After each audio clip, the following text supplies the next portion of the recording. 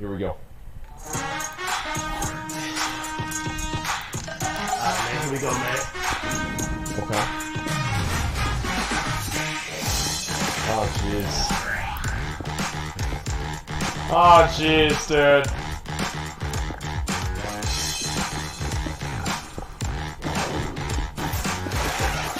Wait, what about the guys reacting to it and watching it? What happened to that? Bounce on.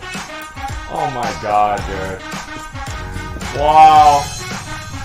Absolute cancer? Yeah, of course it is. Okay. Who buys this shit, dude?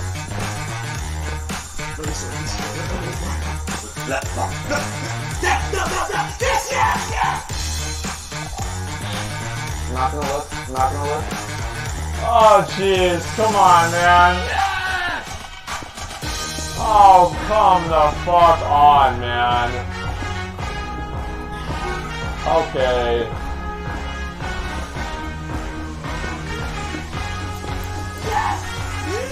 I like how it shows him winning. He can't even guard it up. Yeah, right. Wait. Crossover stuff back. Oh, where I roller. He can't guard it up. Oh my god, dude. Wow. Yeet? Is this a parody? No, this is actually supposed to be real, man. This is real life right here. Oh my god, man. Who's the basketball in my casino? Oh my god, dude. Wow. Wow. Wait, he actually did say yeet. What the fuck, man? So, this is literally a gambling simulator that's made for fucking kids, dude. That's that's so great. What I like about it is how the guy's moving the controller around like he's actually moving the ball. You know, like that's the best part is that, I hope it doesn't go there. I hope it doesn't go here. Yeah, what do you mean, dude? Fuck it, dude.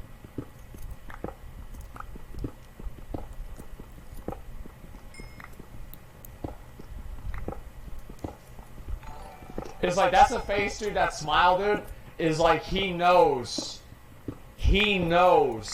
that they about to get into it. They about to get into it.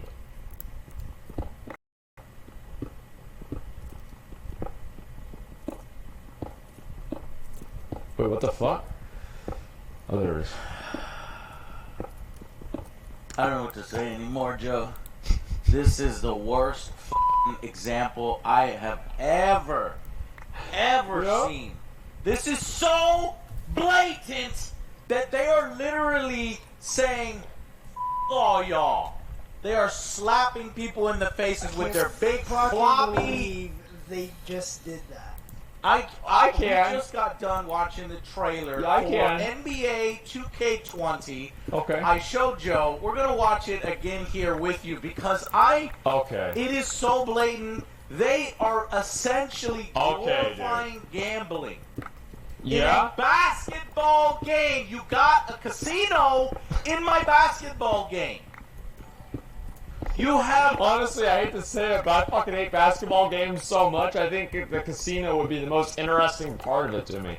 Like, I fucking hate sports games, dude. I could never get into it. Yeah, I do, man. That'd be the most best part. I don't care. At least you can play a casino in this game. I don't want to play any fucking basketball.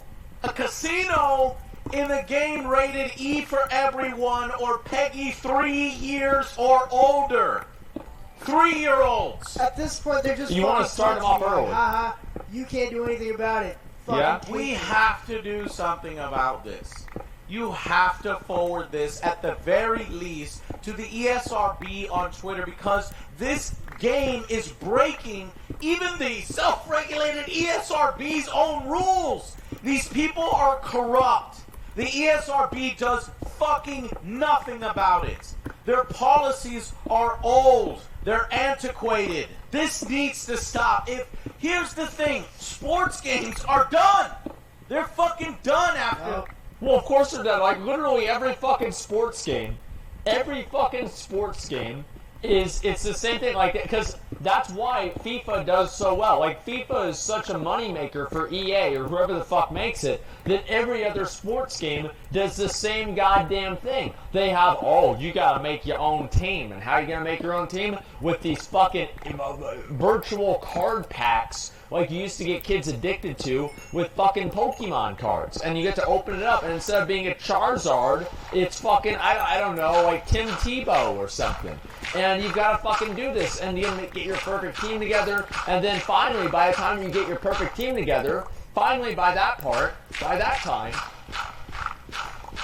new game comes out, restart, do it again. Get Tebow again. Now you got to get Tim Tebow again. You already did it once, now you've got to get Tebow twice. And then the year after that, that's 3 Tebows. And people they just keep doing it, man. This shit is never coming out of sports games if we don't do something about it. And guess what? If you don't give a shit about sports games, if this is successful, it's coming to your genre. It's coming to your games. Here's why it's not going to go away with sports games. It's because sports games are marketed towards people that aren't traditional gamers. They're marketed towards guys that sit down after work to play a few rounds of NBA Madden, okay? These are guys that actually watch football. They talk about real situations. They would be what a lot of people would consider normies. Normies do not care about these things because normies go to the casinos and they enjoy that. Normies buy lottery tickets. They don't, I'm not going to buy, I don't go to, they're like not against gambling. They buy lottery tickets. They're the ones that buy lottery tickets. And what else can you even say about that, man? It's fucking ridiculous. I don't know what else even to say, man. All right, let me go ahead. We're going to look at the rest of these. Sorry about that, guys. I just had to say it. Okay. Give me 1 sec. It's already creeping in. 2K is so blatant. You have to watch this. Okay. Look, we're going to watch. Oh, jeez. Here it is again. Here it is again, dude. Fucking packs, man. What the fuck? Fucking packs. packs. You're gonna bust open digital packs that are fucking worthless. You're gonna drop money into the game for more fucking packs. And that's the best part, right? Is because at least whenever you buy a fucking pack of Pokemon cards, you own the Charizard card. You own the Charizard. You've got the card. That's your card now. But whenever you buy these packs, you don't fucking own them. You don't fucking own the game. You're opening packs, getting excited about getting something that you spent real money for, that you can't resell, you can't transfer, that you don't even fucking own. It is insane, man. 200 Apex packs? Yeah, well, it's good content, right? That's the problem, is like, people like watching the content. Here's the thing, right, is that I think I'm at the point now where I've watched enough of these videos where I've kind of changed my opinion about it a little bit, right? Originally, I thought that it was mildly okay if there was a game that was free that had, like, free packages, right? And everything like that. We're able to load back in. We're going to see how long this is going to last, if I'll even make it all the way over there. But at this point, I would kind of say that unless the game is giving you the items that you're paying for, I think that like any sort of like a random box, the same way that these are, I don't think they should be in any game. Like including Apex packs, including that too. Because I've changed my opinion on this slightly. Glorified gambling. Huge fucking effects making you feel so good. Look at these fucking shells. These pieces. I fucking hate this. If you do this shit on fucking YouTube, if you do this shit on fucking marketing materials, you're the problem. Spider-Man guy looking. Is that Spider-Man? Yeah, at first they're just playing the game. No problem. No problem. Well, why does everybody say XQC? Like, I'm confused. Like, what did he do? Like, I'm confused. Like, what did he do? So it's an own shit either account? Well, no, that's different, right? CSGO boxes? Well, did they pay him to open that? Oh, sponsored stream to open to CSGO boxes?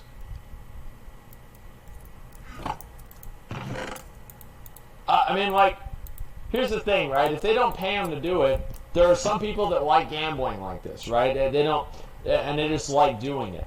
I don't feel like that's. Wait, am I?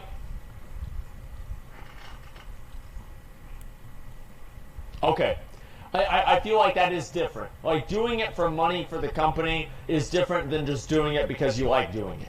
Those are two separate things. XQC did a Madden sponsored stream. So what? What, you're not allowed to do sponsored streams anymore? No, it's the gambling that's the problem, not the game. Imagine triple threat with tons more prizes. Reimagine it to be a fucking jackpot gambling garbage. There it is, dude. He's pissed. What happened to fucking playing the game and winning? No, spin to win. What do you mean? Randomized chance Play a to warrior. fucking win. Swole Galaxy for Dominique Wilkins when you get 1,000 wins. How fucking manipulative is this? The fucking grind. Oh, we got Dominique. Oh shit, Galaxy. Oh fuck.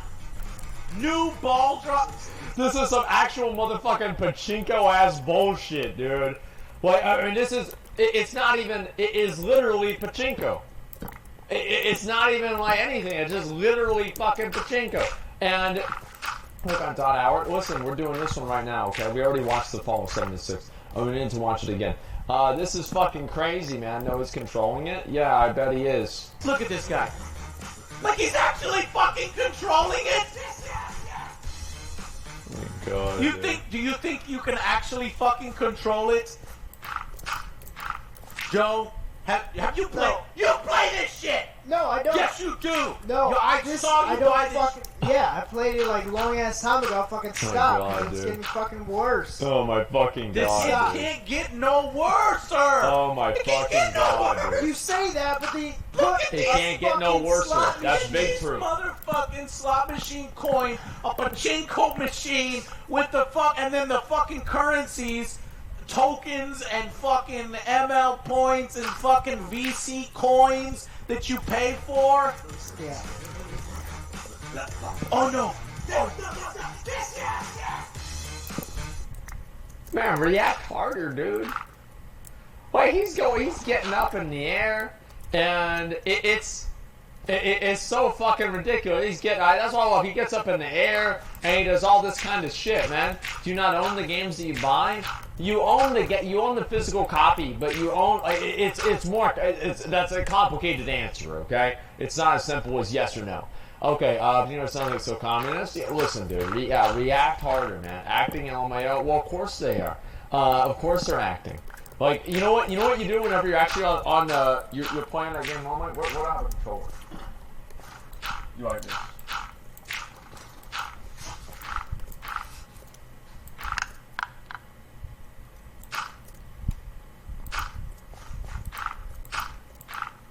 You do another one. You like this?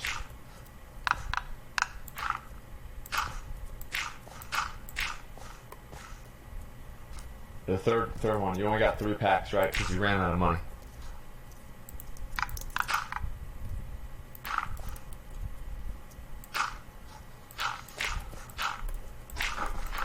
That's how normal people play video games.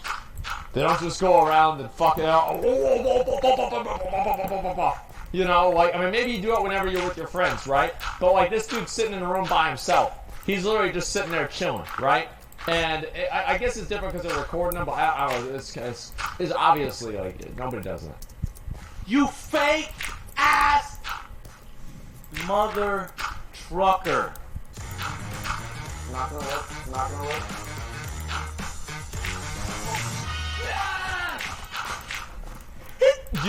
What do you think that they were looking at? What do you think that they were actually looking at? Because I wonder about that, right?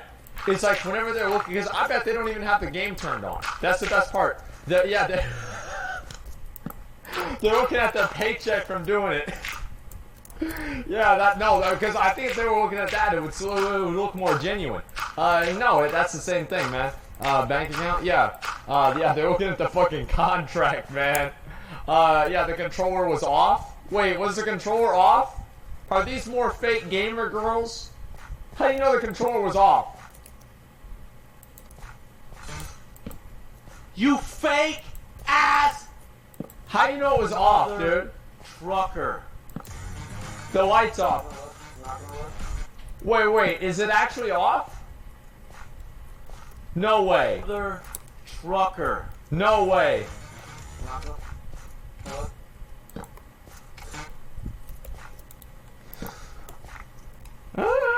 It's hard to say. It's hard to say.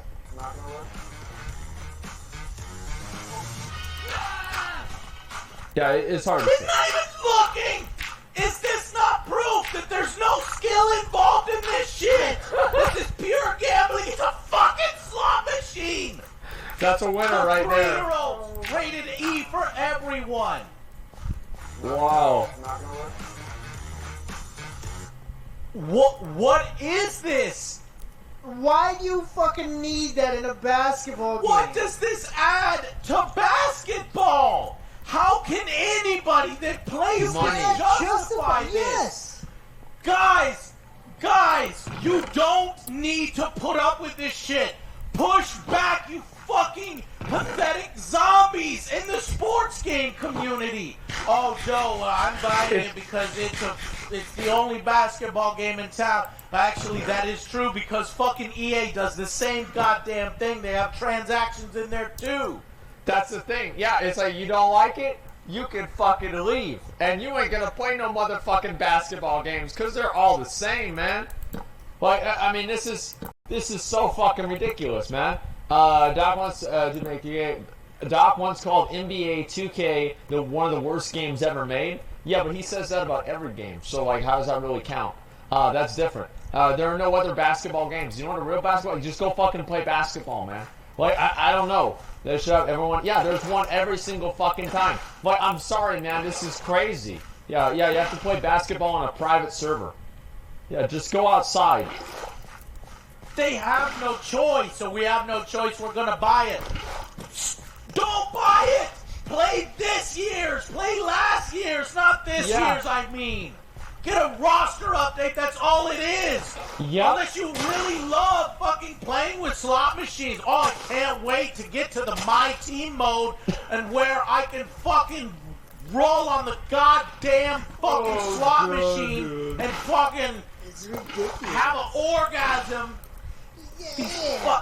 Fuck this guy. Dude. Oh my And god, fuck this dude. video. It's so manipulative. They make it. It is. You're It's gonna very win, manipulative. so you're gonna win this. You're gonna win that. Look how happy he is. When it You was ain't gonna just- win shit. Fucking 20 grand. 2K is so blatant about this.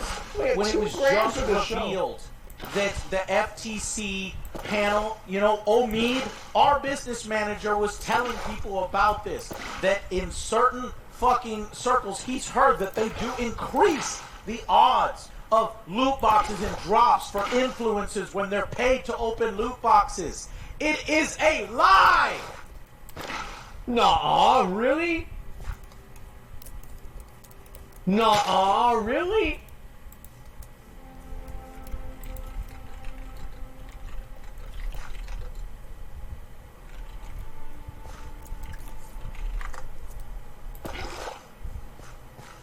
What the fuck, dude?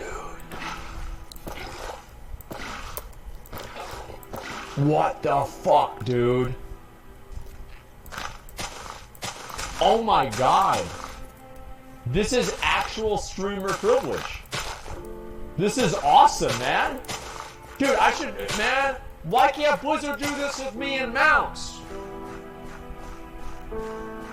For once, Blizzard, why don't you do one fucking thing that's consumer unfriendly? I know that you're really good at that. Just do this with me and Mouse. You know what? Next time I kill Undasta, why don't you just pop out that Cobalt Dire Horn, alright? Just get it out of the way. Okay, like, I mean, this is we go use No, just get one more of them, right? Yeah, I'd be so fucking happy. This is a lie. Yeah. You get this euphoric feeling from gambling and what. That's true, though. So that they manipulate people to put in more money and make more spins. This is fucking unbelievable. They are Yeah, basically influencing children.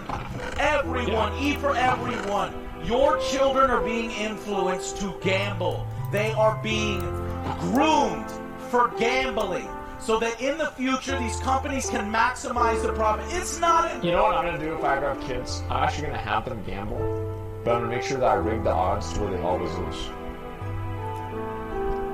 They always lose. Every single time they lose your fucking money. You're like, see, Tim? You just wasted all your fucking money, idiot. And then I'll do it young enough to where the kid will be fucking traumatized by it. Never gamble the rest of his life. Never.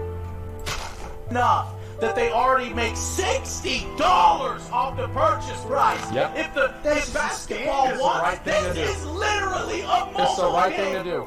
This is a free-to-play mobile game now.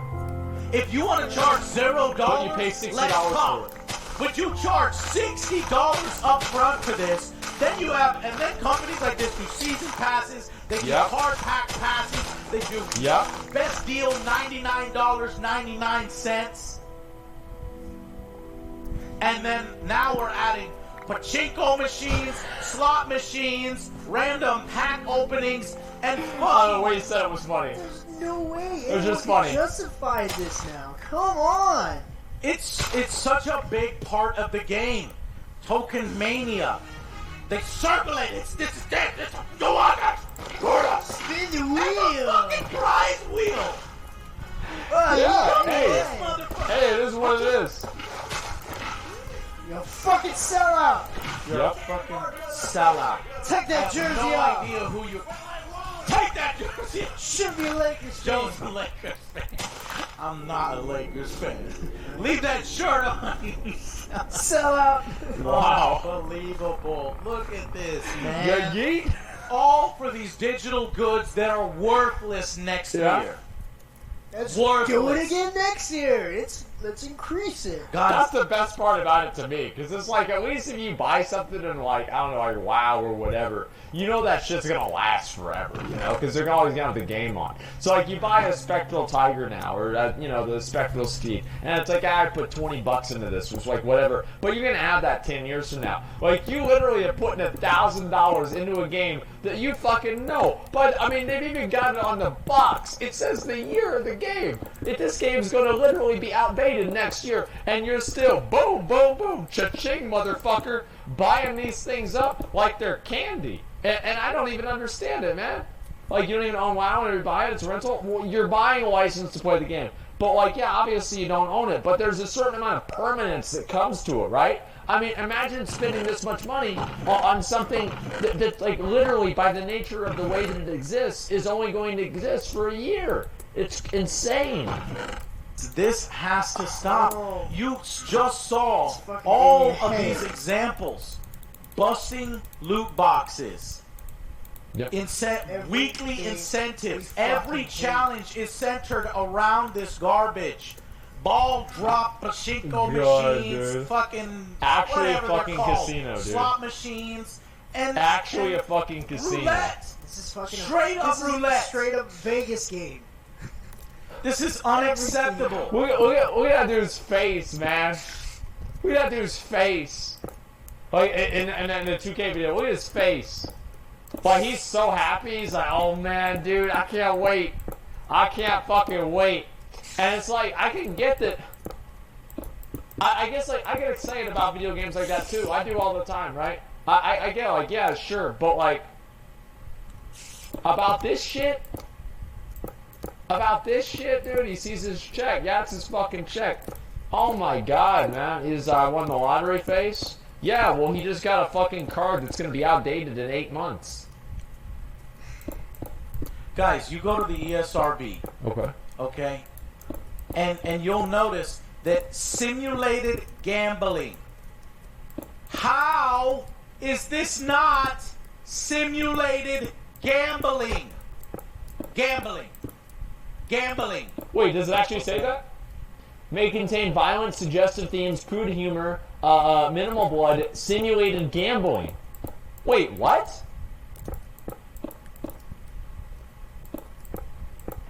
Yeah, wait, what? Man, fuck this shit. My mom used to never buy me M-rated video games.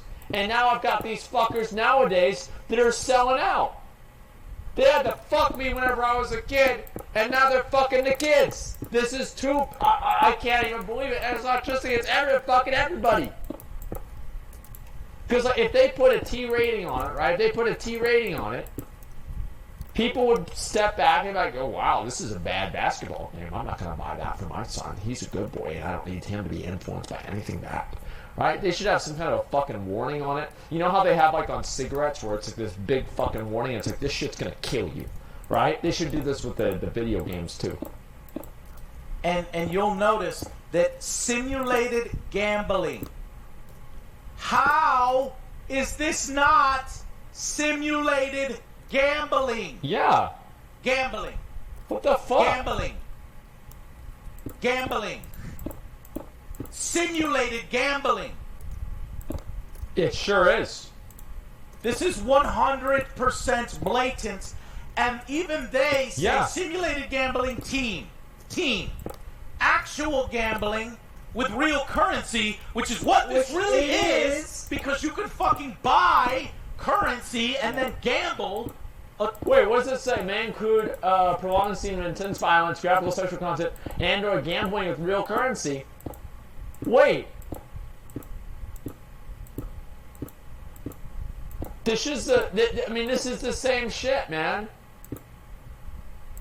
This is the same. I mean, like, what the? In a basketball game, dude. Adults only. It should be rated adults only. Yeah. This is what's going to stop this. This is how you stop this. You force these companies to make it a mature rating, an adults only rating. Hell, even a teen rating is going to hurt some of their sales. It's right here. This is how rough the ESRB is. Where is the ESRB? Huh? Why did they let this go through? Well, let's check ESRB ratings. Who's following? You can actually contact them. Guys, tweet the ESRB right now. Tell them, how did this get through? Is this just a account where they just put up, just basically they ignore everybody and just post ratings? No. No, I did. That's actually true. Like, I'm sorry, but like, that's actually true. But what they're saying is like, because there's no way they're just letting this shit slide because they think it's a basketball game. Like, actually, like, you know what? I can't even believe this, man. Rise up, let's do it. I don't know if I want to do it right now. I mean, should we do it right now? Steam reviews? Okay, alright, I'll do it right now. Just give me 1 second here. Okay, alright, I'll do it right now. Just give me 1 second here. I gotta make sure I don't open up my DMs on stream. Give me 1 sec. Okay, alright, I'm on Twitter right now. Alright, we're gonna do a Twitter right here. Hey, you alright. Well, let's see. Hey. I didn't spend 10 years of my life having my mom not buy me M-rated games for you clowns to let actual gambling go through and be E-rated. Okay. Alright, how about this? Does that sound good? You can't win money, it's actual gambling? Well, no, it's only gambling if it's money? It's only gambling if it's money? Wait, did I spell gambling wrong? Oh, I did. Okay. Hey, yes, I didn't spend 10 years like...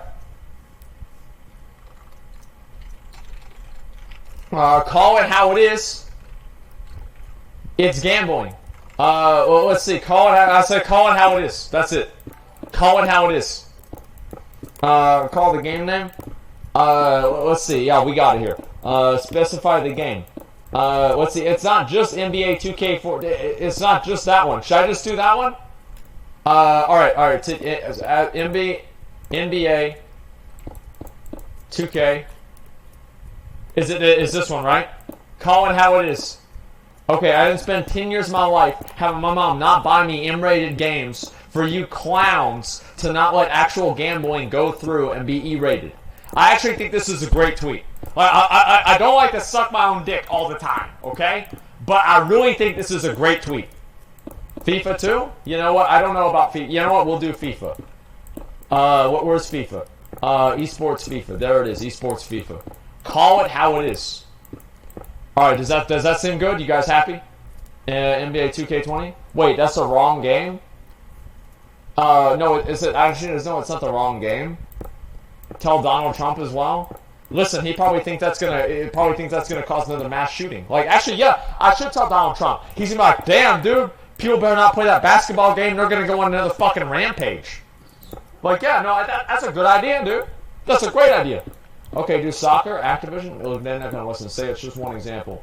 Calling how it is. All right. I think this is a good tweet. Let EA, let it be seen. Bro, like, that's honestly, it's not let it be seen. There's like one fucking community manager that's working at the EA fucking Twitter, and you know what they're gonna do after they get a bunch of mean messages? They're just gonna lay down and cry at their lunch break, okay? None of the fucking executives are gonna care. There's no reason for me to tweet that shit at them. It doesn't matter. 2K20. Okay, NBA at 2K20.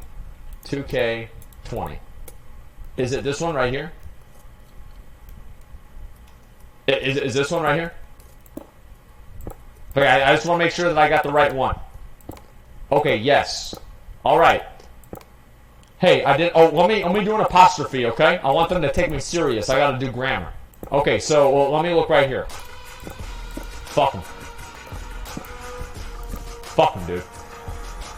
Let me pause this here. You have to ask for it, I guess. I guess so, dude. But you know, it is what it is. All right, let me go back to the video. I did the research. No. Okay. They actually respond to people, Joe. Look. They do.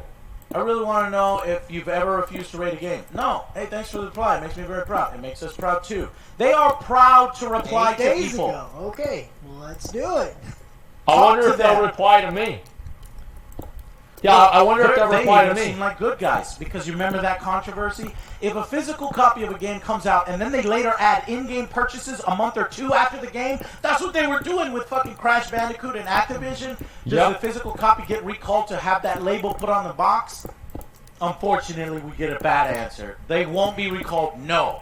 But the publisher will have to include in-game purchases disclosure on all future runs, prints of the game. You know, they ain't doing that. Realistically, they ain't gonna recall all the games. I mean, everybody knows that shit's not gonna happen. No, of course they're not gonna do that. It's logistically impossible for them to do that. However, we do update the information on the ESRB app immediately. Yeah. But these guys, I have to feel like they're fucking in league with all this bullshit. Oh, Sounds like how I talk. Because to let this go through, not only breaking their own rules, but all this self-regulation to allow E for everyone and literally 3-year-olds. 3-year-olds. 3 years old. You know, I'm an adult now. I'm not a kid anymore, but I used to, you know, listen to adults all the time. Protect the children. Don't let this happen to our children. And they blow stuff up. Where are the parents? Where are the parents right now? Show this to your parents. Here's where the parents are at. They're telling their son, I was watching Fox, and you know what they said? That game that you keep playing, that you will not come down to dinner for, your dad is very, very upset about that. And the kid's like, he's not my dad, right? Well, you know what, son? You're not going to be able to play Fortnite anymore because it can make you kill people. I'm sorry. That's actually what's going to happen. You know, they're so worried about that, they're not thinking about gambling. Then the kid's like, okay, fine. And then, you know, he goes fucking gets this game and he just gambles away all his stepdad's money.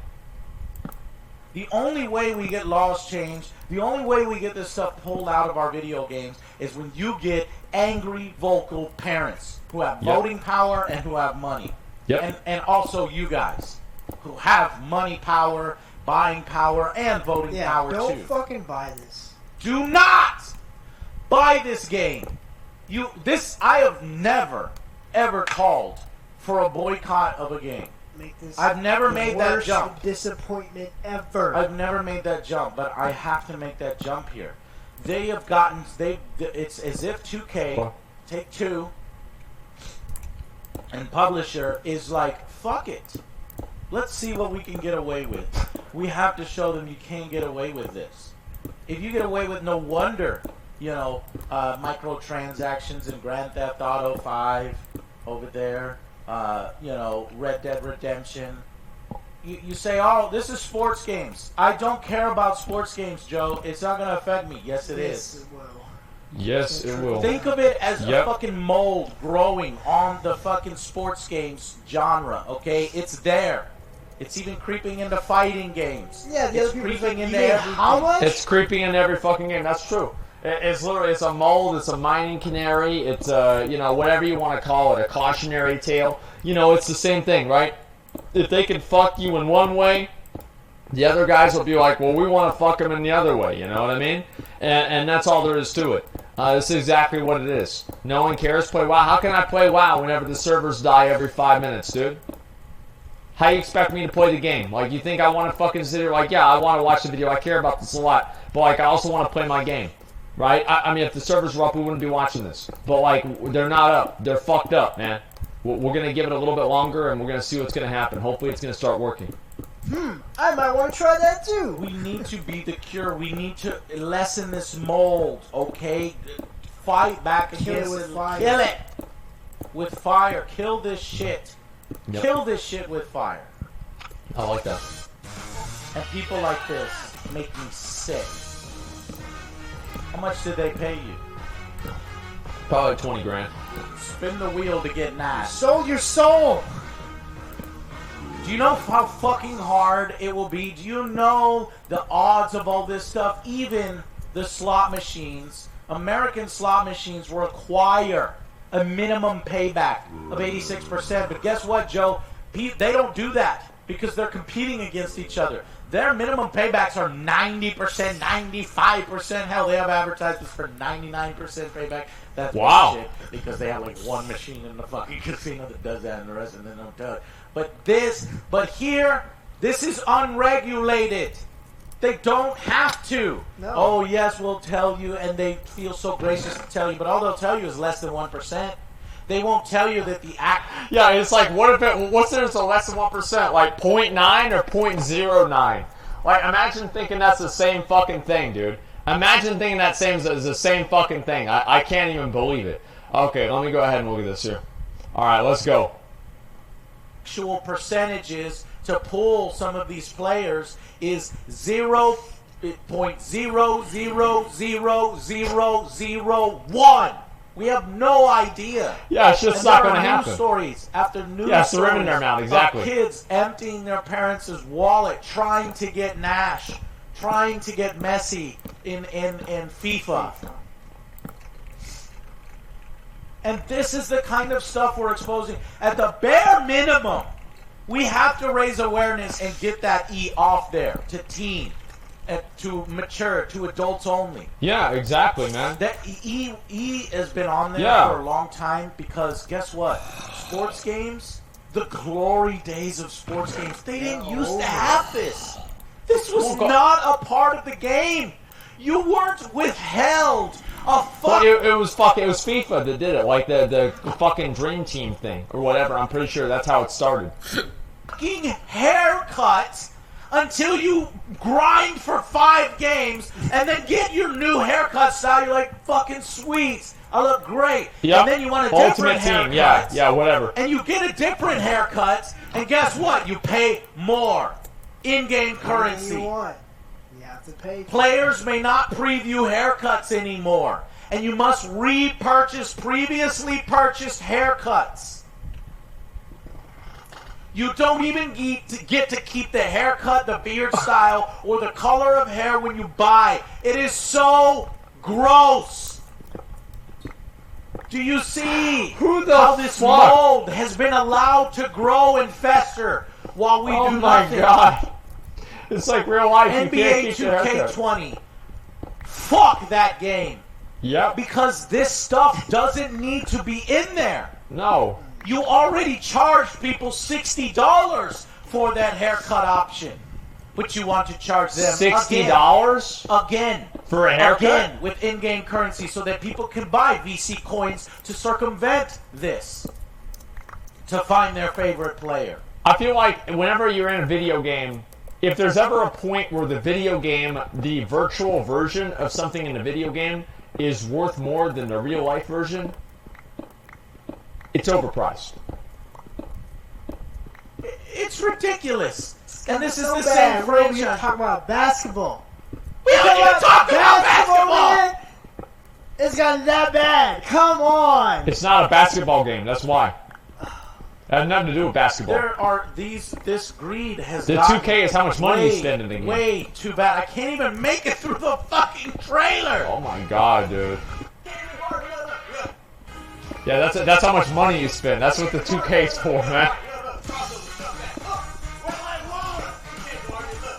Shut the fuck up. I know, dude. More fucking packs. Yep.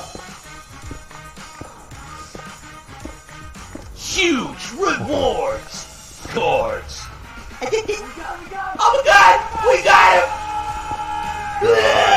We got the fucking shoes!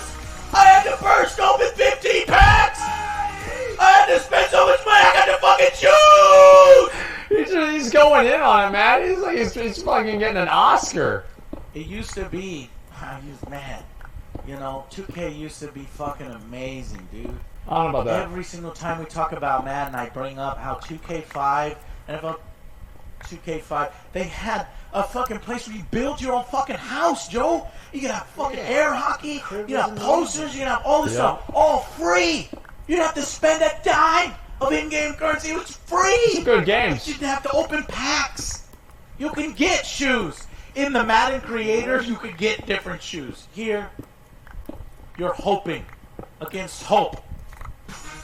We got it! Yeah, we got LeBron James. Yeah. We got him! We got him! Okay, Oh, that's not dude. shoes. It's the actual fucking player. Yeah. It confused me, Joe, because it's so much. I everything. bet you even shoes are buying in this game. No, yeah, you have to buy shoes. I You have to buy fucking knew everything. it, Joe. You have to buy everything. shoes? Tattoos cost. Oh my, they Even put tattoos shoes in got the there. fucking- It took me 2 So we seasons got- Oh my god, to get a dude. tattoo. You got it. You didn't get shit! True. You got a digital good that's gonna last you 9 months. You do And it then all it's over gone. again. And you do it all over again with different colored graphics next year and next year. That's why these sports games Yep. are yearly and nothing but roster updates, because it is literally a free money generator. That's so fucking Taking ridiculous, advantage of man. That is sports so fans, fucking ridiculous. milking them for all they have. And the Stop kids, being dude. milked. Do you like being milked? Yes. Do you like having your nipples milked? No. Look at the guy in the background. Unless you are Yeah, the pregnant guy- and yeah, raising a see. child. No, and even then, no. All Okay, right? dude. Stop this sick Okay, filth. Forward this travesty to the ESRB ratings. Yeah. Let us get this changed. Yes. At the very least, I Yeah. want to see movement on this rating changing, because these E ratings were there before all of this simulated gambling, real life gambling, in my opinion, Oh, it was is. in the game. And now you're breaking your very own ESRB rules, which Yep. are weighted to favor you and the companies. And the greed has gone too far. It's too much, dude. It's It's gone way, too it's far. too much, dude. It's way too And fucking even the much, dude. community, look at this.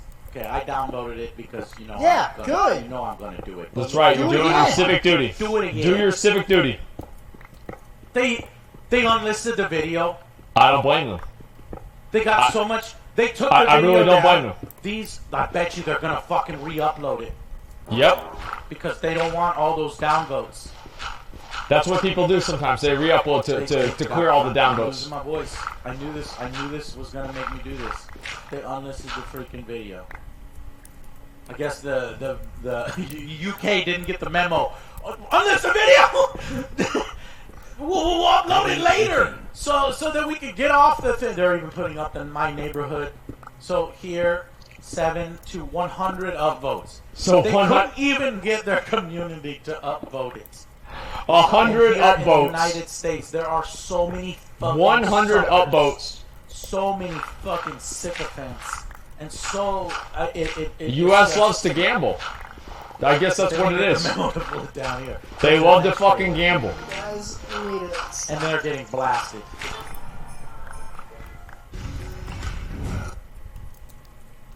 Push child gambling somewhere else. Amen.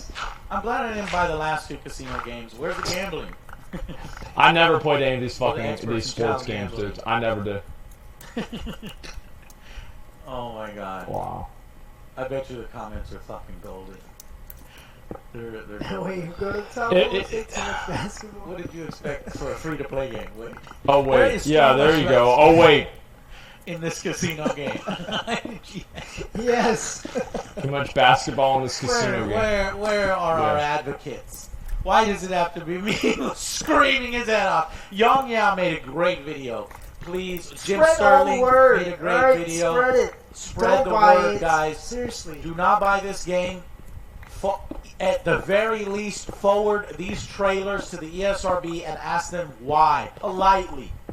Ask them why. I don't know about politely. But I think the thing that's really going to help is if we get parents involved and they realize, wow, you know, This is fucked You up. have to get the parents involved. Get the PTA there. all basketball games, and they're grooming him for opening digital worthless card packs, gambling on looting box odds, pachinko machine dropping balls, Plinketto, no, that's RLM, casino slot machines, and roulette wheels. They're going to be like, is this sportsing now? And I'm tired of people like, well, this is sports games now, that's it. Jesus do You Christ. something don't have to sit Yeah, there just and don't hate buy it. 'em. Seriously. Just We don't got buy that it. shit out of Star Wars Battlefront because the Star Wars fan base is like, no, fuck this. There are so many more. Yeah, because they're fucking nerds and they're gonna get mad about it. Like, you think that people are gonna give a fuck about it in the sports games? Or I just want to play LeBron. I don't give a fuck. You know, they don't care. That's the thing. Is that fucking Star Wars nerds are gonna go crazy. Yeah, pay extra money to play Darth Vader. Fuck no, dude. They're used to that. No, I'm serious. Like, the sports games fans, because they're such a mainstream audience. They don't have the same concerns that, like, you know, like actual, like, you know, super serious, like, game audience has. Passionate Star Wars fans out there in video game that is like, no. And I don't want companies to take advantage of sports gamers. The sports gamers, they feel like they're a separate group, but you guys are gamers. Yeah. Don't let them take advantage of you like this. Don't let them fuck you in the ass. They're already going to start to screw with us. They've already started to screw with you. We Yep. need to help each other. Forward this to the ESRB. Forward this, hell, to fucking, you know, congressmen. This is so, it's so blatant Sports that gamers. you could show them this Sports trailer. gamers, rise up. Yeah. This is a basketball game? Sports gamers. Yeah, I'll link the tweet again. Yeah, there's the tweet again. Stop this sick filth!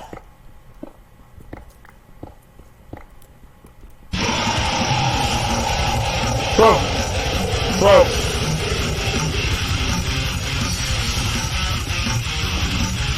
Okay. So we have the tweet right here. How many things does it? All right, it has 5,000 likes. It has 5,000 fucking likes. I'll read it to you guys one more time. Hey, ESRB ratings. I didn't spend 10 years of my life having my mom not buy me M-rated games for you clowns to let actual gambling go through and be E-rated. Hopefully this fucking happens, man. Lyric replied to it. Let me see what he says. This is gonna be good. Hey, dude. Hey, dude. There it is, dude. Hey, dude. There it is. Big true. Okay. All right. What's this here? Okay. Okay. All right. That's great. At real Donald Trump. Okay. Thank you. I appreciate that. Thank you. That's actually exactly what we need. Okay. And then there's that one too. All right. Yeah. Somebody needs to fucking say about this, dude. Somebody needs to fucking say this shit. Because nobody else is. And I don't know what else we're going to fucking do about it. But, you know, it is what it is.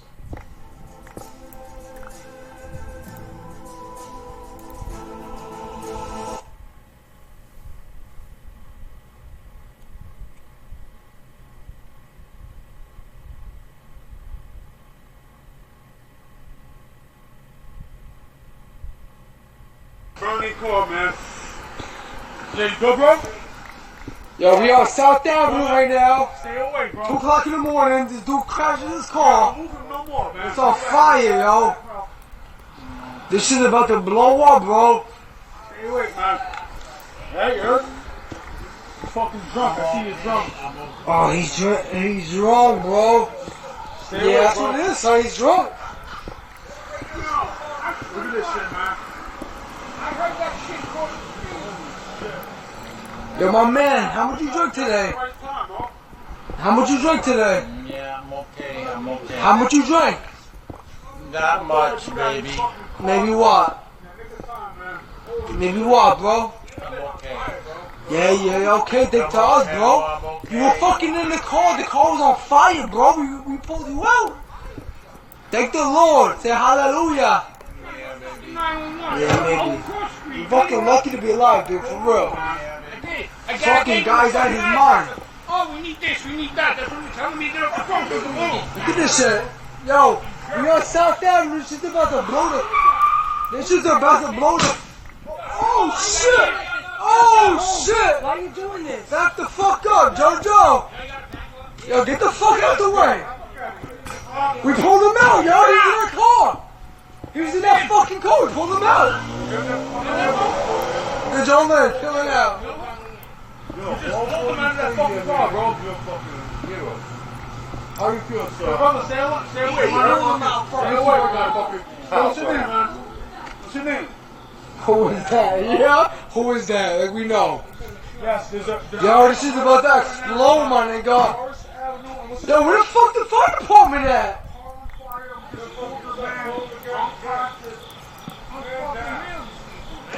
Oh my god, yo, this shit's going up in flames, baby. Any minute. Any minute.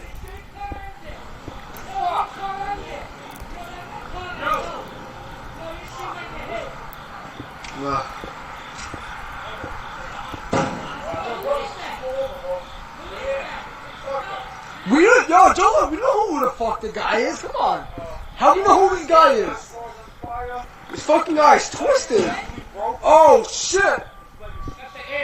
It's going up, baby.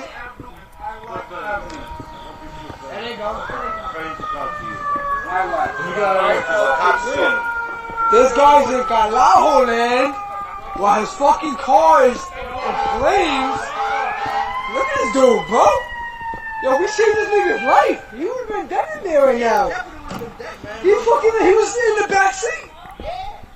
Yo, we saved your motherfucking life, bro. Stay alive, breathe. We saved this nigga's life. Be calm. He was in the backseat laying down. He's alright. Stay calm. Be alive. Stay calm. Yo, give it up to fucking FDNY, baby. FDNY on scene. Everybody hurt from the accident. Everything is alright. Come on, bro. His life is fucking broke. You are fine.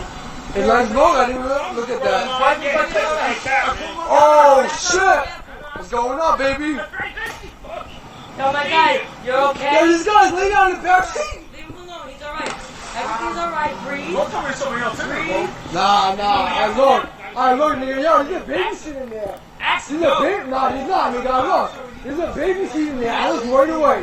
He was the only dude in there. It's alright. No, he's alright. He's alright. He's alright. You're alright, kid. Whatever it is, you get patched up. You're okay. FDNY, baby. Look at that. Right now, baby.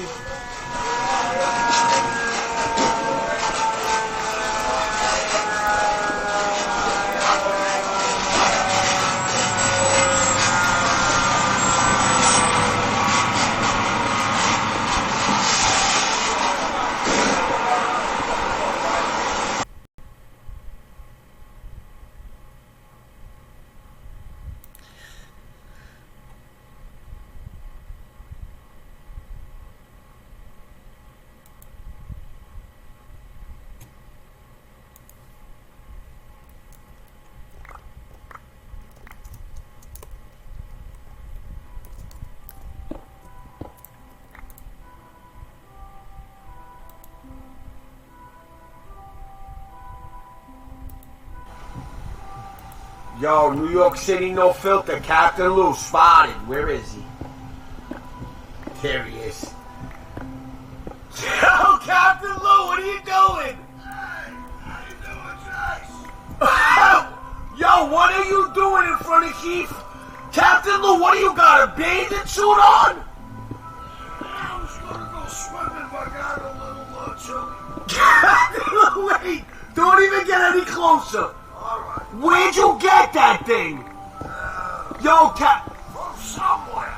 Yo, Captain Lou, you're off the wall. What are you doing out here in the rain in a bathing suit? Well, I don't know. I just get, Captain Lou. out here trying to hustle a couple of quarters. Captain Lou, get in the car. You hungry? I'll buy you something to eat. I'm in a rush, though. Get in the car. Okay. Get in the car, though. Alright, thank you. Open it. Come on, Captain Lou. Wait. Let me see. Captain Lou, hold on a minute. Yeah. Is that all dirty? Are you all wet? What? Where did you get that? Captain Lou. Wait a minute, don't turn around, let me see. Hold on, let me get something for you to sit up. Captain Lou! Captain Turn around, Captain Lou. Let me see the front of that. Move your hands. Captain Lou, what's the matter with you? I'd like to sit down and get something to eat. Hold on a minute, hold on. Sit on this. Don't sit up. Don't touch nothing. Alright. Captain Lou, don't touch nothing. You're all wet and dirty. Down, all Alright, right. sit down. Thank you. Captain Lou, you got blunt wraps in your pocket. Let me see something here. Let me see you, Captain Lou. You got hospital bands on. You're all wet. Come on, Captain Lou. Yeah, but I got 2 watches and they keep perfect time. Captain Lou, you are off the hook. Where's your girlfriend? Which one? Where's your girlfriend? Which one? Captain Lou, where's your girlfriend? Which one? It don't matter, any of them. Why ain't they keeping you warm right now? Because maybe they're keeping themselves warm somewhere else. In other words, they like to make a deal. What, with another guy they keep him warm? Of course. You let them fuck other people? Of course. Captain Lou, what are they doing right now? Sucking something? Yeah. No, they're not. Yes, they are. Captain Lou, Captain Lou, what are you doing in front of Key Food with a bathing suit on, though? Are you trying to get a date yourself? Oh, maybe. I don't know. Listen to me, hold on a minute. There's some real funny stuff coming out with you because I see you places you got bras on. What's going on? Do you try to like get gay guys or something? Look. Can you tell me the truth, Captain? Yes. You do? I'm bisexual. You're trisexual? Yeah, I can try that too, but I'm bisexual. You are? Of course. So what are you trying to do with this bathing suit? You think you look hot? I try to make an impression. Come on, Captain Lou. You made an impression on my car seat with some dirty-ass bathing suit. No, I'm not dirty ass. Captain Lou, you're off the wall. You can't be wearing bathing suits outside. So when you get somebody, hold on a minute, explain this to me. How do you close this window? I got it. Don't worry. Don't touch nothing, I told you. I'm not Getting touching. everything all dirty. My kid comes in this car. Listen. Captain Lou, listen to me. All right. I'll clean. Listen to me, bro. Yeah. When you get, are you serious? You really get like John's? Yeah, I could suck a dick. No problem. Captain Lou, are you kidding me? What's the matter with I something? know, but you really do that for money? Are you serious? Yeah, if I need it, I'll do it. Captain Lou, man, we gotta take care. Are you serious? Come on, bro. I'm not going to say it again. I'm not delirious. I'm serious. Captain Lou, are you nuts? I can't believe this. Look, Captain, this is not even funny. You're outside a keep with a bathing suit on in the pouring rain. Captain, oh, you even got the bottom. Let me see that. It's a leopard bathing suit. Why do you have it over your clothes? Why don't you just wear it with your nuts? Like, so maybe I should take my clothes off and put it on. Yeah, that's how you should be wearing it out there. Yeah, but it's, yeah. Alright, listen, hold on a minute, Captain Lou. You don't want anything from the liquor store, do you? Of course I would, but I would rather... Alright, listen, the Chinese restaurant's right there, or you could get some food from the bar. I'll give you some money. I gotta go. I was in a rush, but I saw you. Okay. But yo, Captain I'm Lou, sorry to stop you. You didn't stop me. I stopped. I saw you, but you can't hang out there looking for Johns. What are you, nuts? Captain Lou, I can't believe my ears right now. I really can't. John's or Mary's, it's all the same to me. So you're like a male gigolo? You do women too? Yeah! And they pay you? Yeah! Get the fuck out of here! No, they don't, Captain Lou. Yes, they don't pay me, but... So you just hang out with them and party? Yes.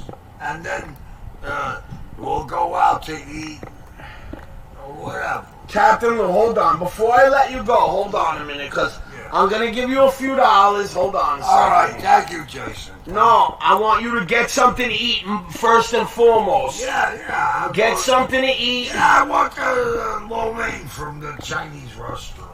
All right, get out of the car. I want to take one look at you. I can't believe you. I really can't. Yo, this is straight. This is straight. I wish I had some time, because I'd take him. Let me see you, Captain Lou. Are you kidding me? Captain Lou, are you kidding me? What? Are you really kidding? Let me, come here, wait, stop. Are you serious? Serious or what? Captain Lou, you are off the wall. I'm telling you right now. I'm not off the wall. I'm going to the liquor store. All right, hold on a minute. I'm going to give you money. I want you to eat right here. You get something. All right, wait a minute. Look. Bro, listen to me. You got to chill out, bro. You're wearing a bathing suit. I think I'm going to take you to South Beach Psychiatric Center. Okay. You want to go there right now? I'm going to make them all crazy. All right, listen, Captain Lou. You know I love you. I got to go. I'm going to give you a few dollars. All right, thank you, Jason. Listen to me. Forget about liquor first. Go get something to eat. Yeah. Well, wait a minute. I'm at the liquor store. Just get a little half a pint. All right, listen. I love you, bro. And you know what? I love all my... All right, listen. You ain't got to say all that. I love you, bro. Listen, to go fuck yourself, and I love them all. Yo, I love you, Captain Lou. But yo, you gotta fix that, baby. All right, now, yeah.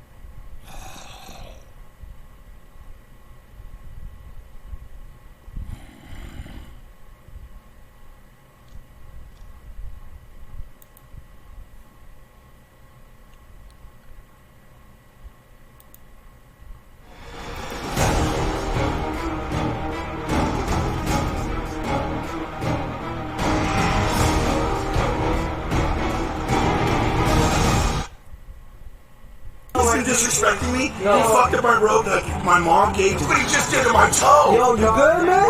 No, dude, I'm hurt. Damn, bro. Rain, rain, rain, baby. Hey, do me gang, what is poppin'? This is Adam Saleh and I am back with another video. I am about to do a YouTube live stream. You guys have probably seen it right now. This is my last moments here with my bun. I decided to cut my bun off for charity. My aunt is donating $1,000 because I'm gonna do that live. Yes, my aunt that banned Hyla from videos. I respect her for that, for donating $1,000. My dad is also donating $1,000 for me cutting my hair live. Well, in a way, it's my money because I always give him money. But it's all good. It's my dad's money. I'm about to go live right now and do it. I'm kind of nervous because I've had my hair for over a year and a half, I believe. My best friend, my cousin, my partner in crime, Slim, is gonna do the handy dandy work. I'm so excited, but these are like baby scissors. I know. I purposely got got strong hair, so like it's gonna be even harder to cut it. But whatever you do, make sure you do it right, and just please, man. Can I test it?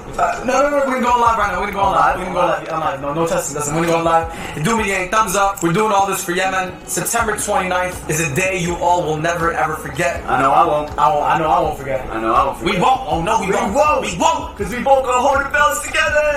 Inshallah. Let's get it. I'll see you guys in the next shot. Let's get up. I just got done with the live with Slim. Yo, Slim literally cut my hair to make it his style. Look, come closer.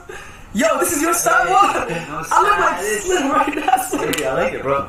This is crazy, man. I might keep it like this for a day or even 2 days. No, keep it like that forever, bro. No, not forever. I'm definitely gonna cut it, Man, be like Slim. I'm trying to be a little faster for the fight. Once again, a huge shout out to my aunt, huge shout out to my dad, but a big shout out to my aunt for making me do this because she is donating for Yemen and she gave me the idea to do this for charity. A huge shout out to everyone who donated for helping out the people of Yemen. As you guys know, me and Slim, we're YouTubers from Yemen and we have a platform that God blessed us with. Allah literally blessed us with a fan base, with a platform, and we would be stupid to not help our own country that the media is not giving any attention to. They look at Yemen as if it's not in this world, not in this globe. So September 29th is going to be a big day for Yemen. We already did a charity tour with Amir Khan, but this time we're fighting for Yemen. We're going to be beating the crap out of other people for Yemen in a legal way. You know what I'm saying? Yeah. But yeah, thank you guys so much to everyone who donated my hair. Yo, this is, I feel like 2015 now. I'm like, right? This is weird, man. You look so young, bro. This is weird. Oh my god, I like it though, man. I think I'm a great barber, you know what I'm saying? I just say yes. Yo, I give you props, bro. Yeah, bro. I give you props, bro. Yeah, this is crazy. That is actually not bad, bro. I just started charging people 100 pounds for this shit. I got you. I did it for charity. You did it for charity. Yo, my hair is right here, man. Look. God damn. Yo, this is my hair right here. Oh, wow. Rest in peace, hair. Wow. Oh, this is crazy shit. Oh, it's doing 4. Wow. Look at that. Oh, live entertainment in the street. Woo! Woo! Okay. Oh, look. This dude. Only in LA. I haven't seen a guy like this out in the street for a long time. Come on. Hey, you my man is killing it. Let's get it. Hey, do me gang, finally we get to chill for a bit here in LA. We're heading to Venice Beach, the home of the weird people, so you already know me, Slim, we belong here. I haven't been here for so long. Wow, It's been a while, yeah. That's so long. I know, we're gonna have a little photo shoot at the beach because me and Slim, we're gonna break the internet today on Instagram. So make sure you guys go like and go comment on our pictures on Instagram right now. It's gonna be up. Check it out, our Instagrams are right here. We're always uploading behind the scenes stuff that are not on the vlog first on our Instagram, so go check it out. Wow. Venice Beach, let's get it. Do me gang, we're at the beach about to take some pictures because the people in New York, they're freezing their butts off while me and Slim are here in LA enjoying this amazing weather. Seriously, the palm trees are beautiful, man. Look, that's one thing I love about LA, the palm trees. There's none of this in New York, man. Come on. Just like, look at it. SubhanAllah. Just look at it. Just look at it. Look at it all over, it's amazing. Guys, we haven't been to the beach for so long. I jumped in the water, but Slim, he doesn't want to go in the water. Come on, look, I'm sipping water right now. Just come on. You don't have no shorts. We're leaving. Yeah, it's okay, you have no shorts either, bro. Bro, in New York, there's gonna be no beaches, and this is probably the only break we're gonna have to get to chill and have a good time, man. So jump in the beach, come on, Slim. Come on. Woo. Oh my God. This is why I love LA. I'm gonna miss LA so much. I don't want to go back to New York. We just left the beach. I'm gonna miss it so much. I'm gonna miss Venice Beach so much, and all the weird people here. Oh. Guys, people get crazy world star. Martial art dance. Watch this, ready? Watch this, ready? Here it comes. Here it comes. Oh. That's definitely Slim. Slim is definitely the type to do that. Nah, you guys shouldn't fight. You guys should be friends. I've asked him to be friends, but he won't. You guys should be friends. Give each other a handshake right now. If he's been disrespecting me, he fucked up my robe that my mom gave to him this morning. That's how it all started. It's all good. It's love, man. Yeah, it's love. I would. No, he won't say sorry. If he's sorry, I'd even give him $100. Yeah, you better get the fuck out of here. You guys are good. You guys are Ow! Ow! good. You good? What? Huh? What happened? What? I think he needs better acting classes. Personally, I don't know. Nah, I feel like you guys are cool with each other, man. Don't violate each other. Huh? I actually don't know this cat. You don't know him? I have never seen this cat before today, bro. I don't know, man. You sure?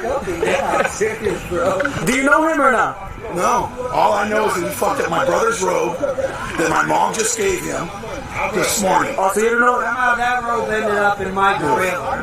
It's all good. Oh, whoa. Now you're tossing the bike on him. It's all good. No, it's all good. We're friends, right? Yeah, we're friends. I didn't disrespect you, right? No, you didn't. But hold up. But you guys should be friends too, because I agree totally. Yeah. But he should say he's sorry for fucking up a $500 robe. I didn't want him to pay for why'd it. you mess up the road? I didn't mess up the robe. Well, He threw it in the fucking wheel on my he bike. should at least confess Aren't you looking before I at the forgive him. Did you mess up the road? No, he threw the robe in my wheels. Because he said I couldn't catch him. I said, I feel like I'm the judge right now. yeah, because he said I couldn't catch him. Yeah, But I said, I threw my brother's robe. I said, gotcha. So, did you mess up the road? No, he threw the robe in the fucking tire of the bike. That's why I feel like a the robe judge. was all Why did I throw the robe at you? Because you said I couldn't catch an evil man, right? Yes or no? Where's the evil man? Ow! Fuck! See, that's what I'm saying. Better acting classes. What you just hit on my toe? Yeah, why'd you do that, man? My What toe! did I do what? Why'd you hit him? How did I hit him? Look at this video, please. Look what he just did to my toe. Yo, you good, man? Wait, no, dude, I'm hurting. Can you get your leg off my back, please? Yo. After all that, I'm done. I'm done, man. I don't know, man. I'm done. That's something you would do, Walla. Yo, I don't know how this happened, bro. It's like a free show. You supposed to beef though? Yeah, I was trying to, but I couldn't, man. They still going at it on me. I'm about to have a dance battle. Hey.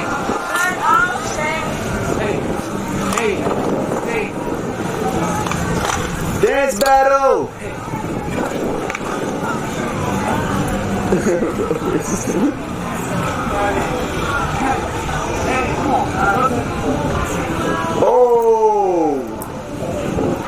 Oh! Yo, this is so weird, but this is someone's house in Venice. This is someone's house. It looks so scary. No trespassing. Private residence.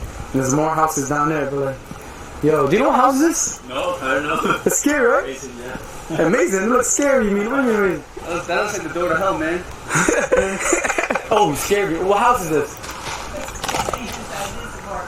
It's the same as this house?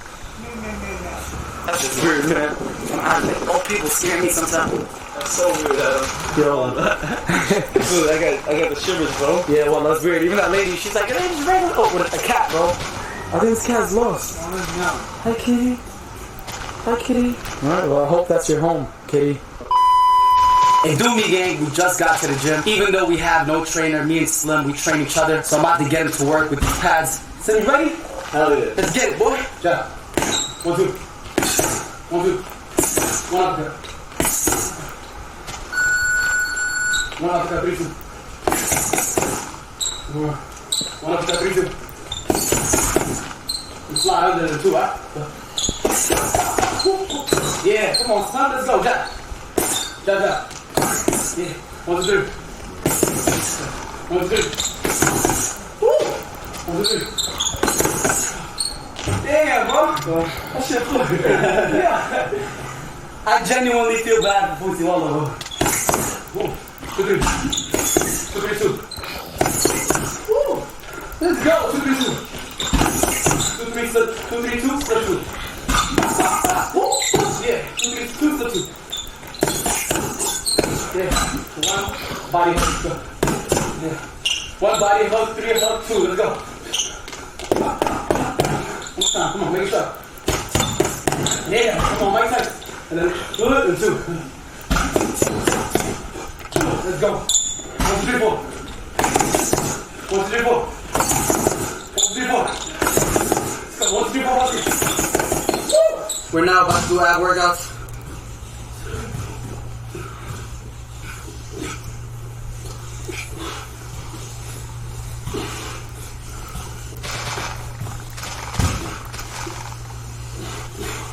Hard work. Hard work. Another workout, man. We ain't taking no days off. Another day in the office, baby. Another day in the office. So fun. Another day in the office. We're gonna miss this place so much. Alright, do me yang. I literally just woke up from a nap so I can edit, do the outro, and put on these teeth whitening strips. I'm so sore, so exhausted. My body just feels like it's about to crash real soon. I'm making sure I get my rest so September 29th I can have all my energy. Anyways, do me yang. I'm ending this vlog here. Make sure you guys go comment on my Instagram post. My last Instagram post. Go like and comment KO King letter by letter without having no gap in between, and you guys will have a surprise. If there is something in between the KO King, then maybe there won't be a surprise. But if there isn't a gap between KO King and the comments, expect a surprise DM. I'll be DMing you guys while I'm on my flight. Anyways, it's doing me yang. If you guys enjoyed this vlog, make sure you guys give it a giant thumbs up and go turkey. Do not forget to subscribe because I upload every single day. See you guys in New York City tomorrow. Take care and peace. I love you. 22 days to the fight. Let's get it. Eat.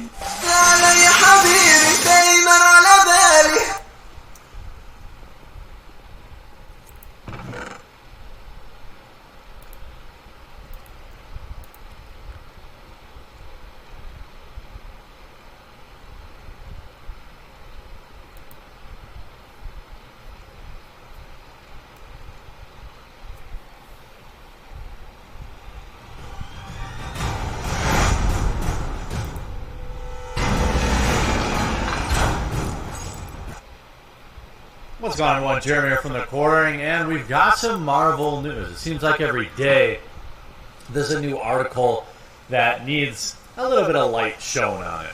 Now, The Falcon and the Winter Soldier is a brand new series on Disney Plus that will feature, well, the new Captain America, of course, and, well, MCU Direct, a Twitter following with 500,000 followers, well, 450,000, tweets out, The Falcon and the Winter Soldier series on Disney Plus will explore the public's reaction to having a black Captain America, with Sam Wilson taking over the shield, according to the show's writer.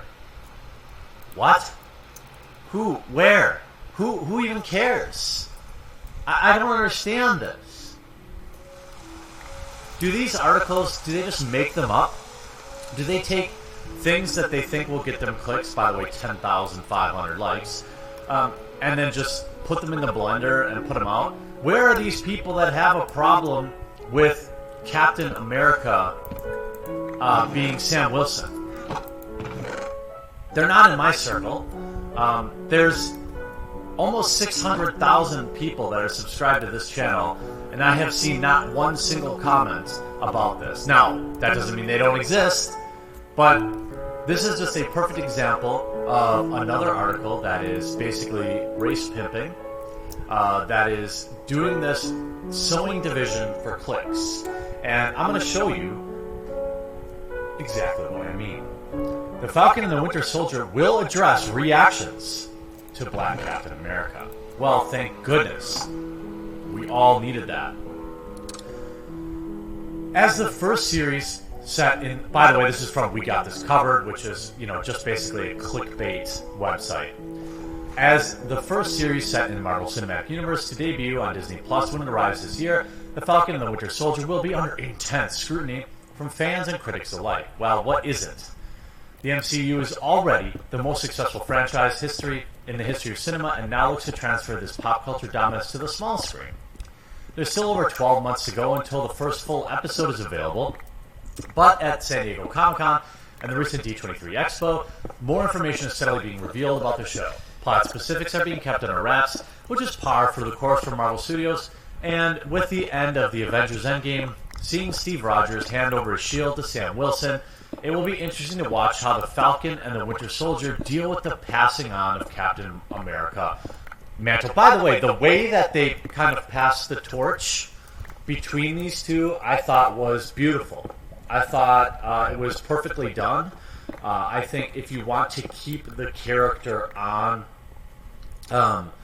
this I think is even better than a situation where you would like end their character. I mean, you could have them like sacrifice themselves. That is probably the best way to do it, I think. But willingly handing over the mantle, I think, is also a good way to handle it, and I thought they did well with that. John Wick writer Derek Kolstad, who's had a hand in developing the script for the 6-episode run, recently took a discussing the film's Twitter account and responded to several questions about the Falcon and Winter Soldier, and hinted that the superhero will be tackling some heavier than expected social and political themes. And they have a link here to "Oh yeah, and then some" as a reply to a tweet that doesn't exist. Isn't that interesting? So here's the tweet. I'm so happy that I have Sam Wilson as Captain America. Will reactions to Black Captain America be explored? Will Sam's feelings about Steve going back to an era when the two of them would not be able to, have been able to go into the same diner, being given any space?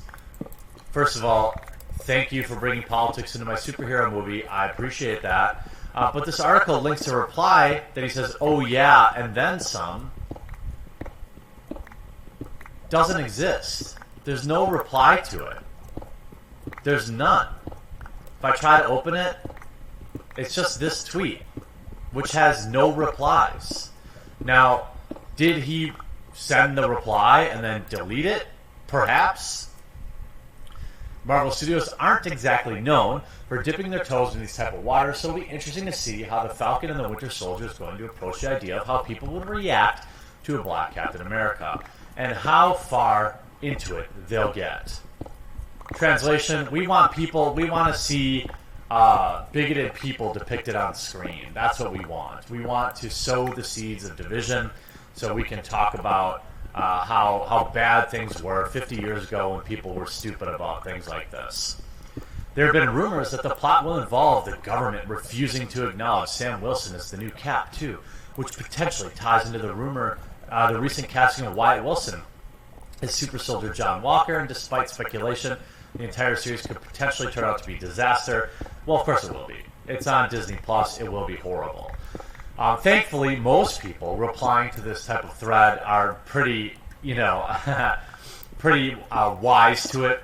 You see, no one, not a soul, literally not a single person. MCU Direct: public's reaction to Black Captain America. It's the least classy move. I mean, people are just making jokes. Why can't it be new Captain America? Why does everything have to be about skin color? I mean, they're just getting roasted in their replies. I don't know. If there's people genuinely out there that have a problem with it, then they're just wrong. I think, as with anything, as with any film, it's not going to be about the color of Captain America. It's going to be about whether or not they have a good show, whether the show is good or not. Now, I think it would be wise for the writers to be aware that people will be looking for this type of stuff. You will have one side of the aisle demanding that, basically Captain America be forced to drink out of the coloreds bubbler, and then you'll have another side of the people that are like, why is this even in the show at all? I think you can have, some references to it because, obviously this was a time in history, depending on the show, when the show was created. But also you have to depict that, you have to be very careful because you don't want to depict basically all white people thought this way, because they didn't. I would be willing to bet that the overwhelming majority did not think this way. There were people that, were complacent or complicit in it. But, is that what you want to make the show about? I doubt it. I don't think that it's going to go over well on the Disney Channel if that's what you're worried about. Can there be some nods to it? Of course. As with anything, I think the handling of it is important. And is that the story you want to tell? Is that what you want to do with Captain America? I mean, you want to make it all about the 30s South? I mean, that's not Captain America. And I gotta think that if people are worried about, I don't know, Thanos, people are willing to worship the Incredible Hulk, who is green. You have space aliens coming in to save the planet. I'm guessing if the planet is facing certain doom and the Avengers all came purple, I don't think anyone would care. They would basically worship them as gods, I can imagine. That's how people would react because that's how they would seem. They would have, they have superpowers, they're saving the planet. I'm not sure that the skin color is the biggest concern when you have, like, people like, you have Groot, that's a tree. You have Rocket, that's a talking raccoon. Do you think people would really be concerned? They'd be like, oh no. The talking raccoon, that's cool. The tree that walks around, that's cool. The shape-shifting thing, that's fine. But a colored? Oh, this is a bridge too far. I just don't see that as being a reaction that any normal person would have in the fantasy where the, obviously the Avengers would exist. And basically, I'm happy to see them getting blown out. Public reaction. Okay, cool, man. Whatever. That's basically it. Truth is, most people won't care about this. Sad, I was looking forward to the show too. Marvel's new Everybody's the Victim direction sucks. The public reaction you're talking about is the reaction to a black fictional character becoming Captain America. This show is dealing with the actual American symbol, which would be unavoidably controversial. Talk about it like, oh, they're just, womanizing the MCU. Which this show will be amazing. I can't wait. It's making me want to sign up for Disney Plus. But She-Hulk is a thing. There is comic book lore for that. Miss Marvel is a thing. Captain Marvel was a thing. These things all existed in the comics. So I think you want to be careful, like by saying, well, there's no lore for this. They're just pushing it because there is lore for it. And nobody really cares. I think people liked the Sam Wilson character. I think they handled the passing of the torch very well in Avengers Endgame. Ultimately, on the small screen, you've got some big talent, bringing people in from, like, John Wick to write the show. I have a feeling the show is going to be great. Will it have some nods to some stuff? Probably. If they don't, you'll have endless articles written by people like MCU Direct and We Got This Covered and things like that are talking about how it was a missed opportunity.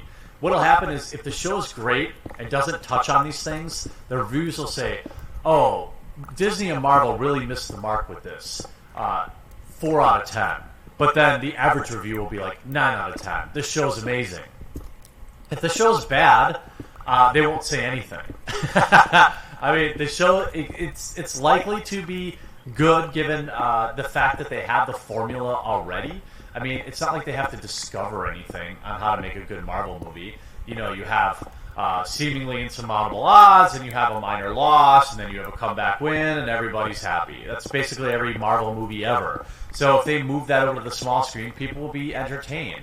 Now, if you're like me and you're getting bored of that recipe, if the show offers something a little bit different, I think it's riskier, absolutely, but it might appeal to more people that way, or it might appeal to less people, but that might still be a win. It'll be interesting to see what they do with some of these properties on the Disney streaming service. I'll be watching closely.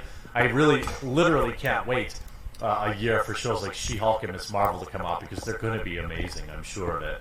But I'm interested to hear what you have to say. Are you shocked and appalled about Sam Wilson taking over for Captain America, or are you more like me, saying, well, the Avengers as I know it are done anyway, so do whatever you want with it. I hope you enjoyed this video. We'll talk to you again real soon. I sincerely hope you enjoyed this video, and if you did, before you...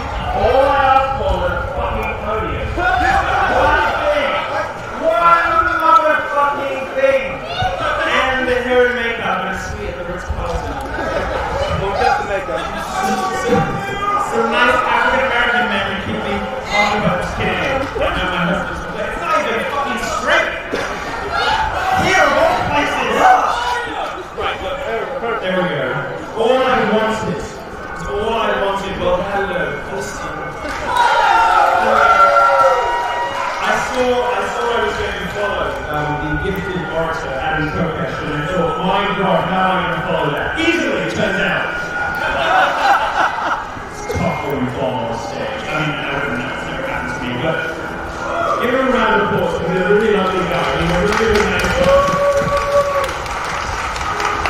And I read his speech beforehand. I thought I jinxed it by reading it. And it was really good. They got me a helicopter. Now, sadly, this does not mean that General Pinochet has returned from the dead. Star Trek. Alas, not. Just kidding. I don't worship Pinochet. Only a little bit. Only slightly. Thank you to the organizers for this podium.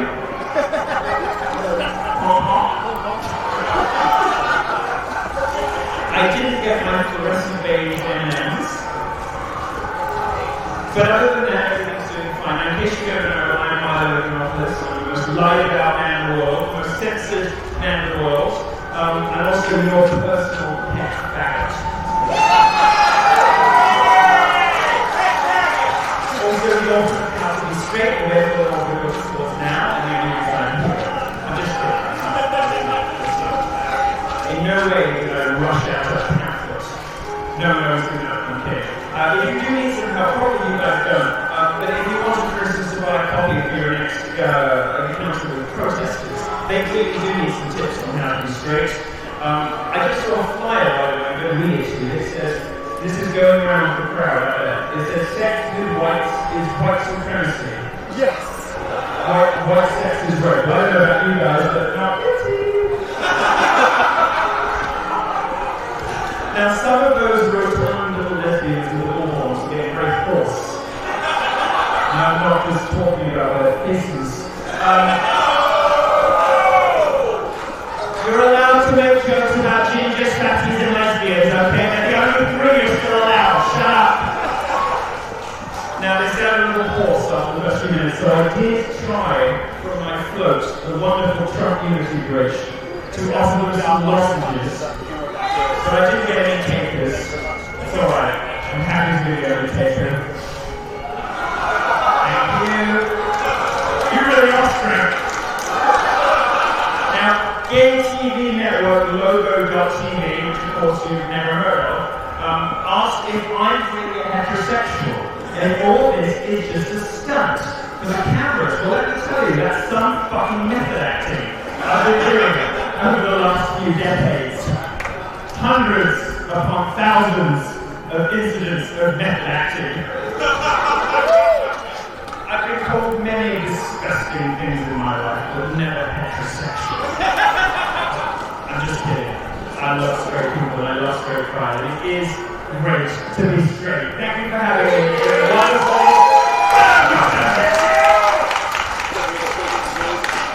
Thanks to this. Oh, I'm going to make you suffer. I'm going to make you suffer. Thanks to the Trump Unity Bridge for taking the weight off my feet. By the way, it's not easy to walk in these. You like them? And the legs. I just clicked my heels 3 times and I can fix gay. Unfortunately, it doesn't. How are you feeling? Ready to bone some bitches? You look ready to bone some bitches. There we go. See how easy it is.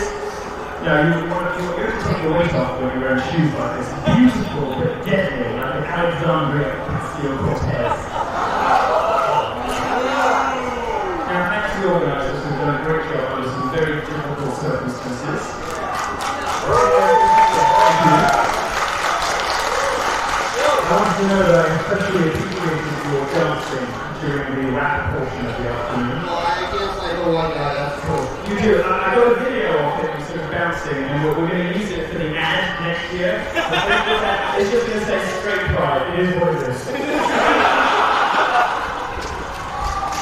Now, finally, we will manage to make it in here. Thank God. But no one is fooled by Neil Walsh. Philippendulous throttle bottom. All he's done by making our life difficult is ensure that this parade will be twice the size next year.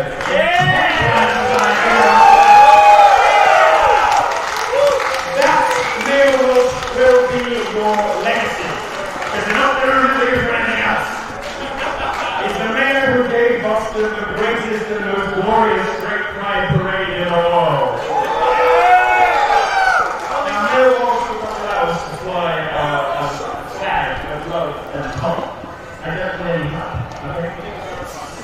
would not allow us to fly our flag of love and tolerance outside City Hall. They've also banned Christian flags. But I'm here to send a message. We're here. We're not queer. Well, you're not queer. And we're not going anywhere. You've gone on to again. Going up at an angle. Yes, sir. Not very much more than guessing.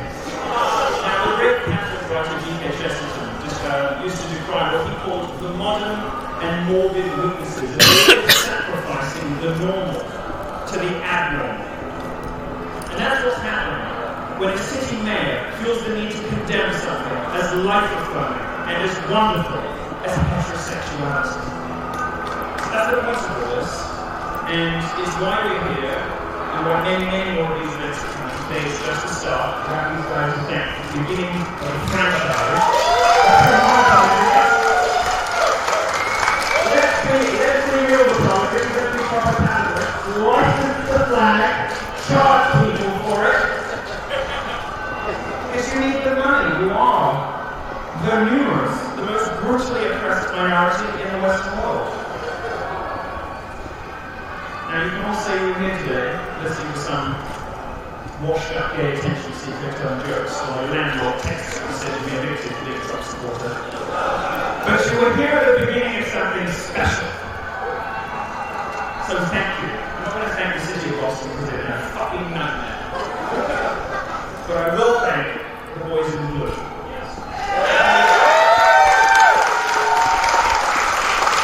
Unlike the left, we don't chant up the pigs. Our message to police is simpler. Thank you. And I'm not going to thank, of course, you, the brave and intrepid souls who showed up today. Some of you, I've been told, have been openly living as heterosexual for years. I congratulate you on your indefatigability. Proud of you for coming today and having the bravery to live as open heterosexuals in today's hostile society. Some of my best friends have been openly straight for years, and I never cease to find them inspirational. Maybe one day, even male Wash will have the courage to come out and admit it's great to be straight. Now, we might not be as trendy as gay pride. We might be smaller at the beginning. And we don't have, it's true, prepubescent children twerking or toddler drag queens, because to normal people those things are child abuse and usually against the law. But we have something better. Women who embrace motherhood. Men who are afraid to look at their wild side out now. We have truth, we have beauty, and we have virtue, and we have something better than all of those things. We have me. Because they threw me out the other. We need straight pride, not for the reasons you think, or at least not just for those reasons, not just for men, but we do need a healthy appreciation of heroic masculine virtue. Not just for children, though it sickens me that the left is trying to force child rapists in dresses into school libraries. We need it most of all for our women. We love our moms. Yeah. Now, I might be a homosexual, but I take women very seriously. We need straight pride because women are losing themselves to feminism. Men kind of do okay. They realize that what's going on TV is a crock of shit. And they retreat into porn or video games or each other's company, and it's not ideal, but they survive. Women, on the other hand, are getting taken in by it. They're getting persuaded by it, and it's our job to get them out of it. They're getting sucked into Scrabble, knitting needles, cruises, wicker, and each other.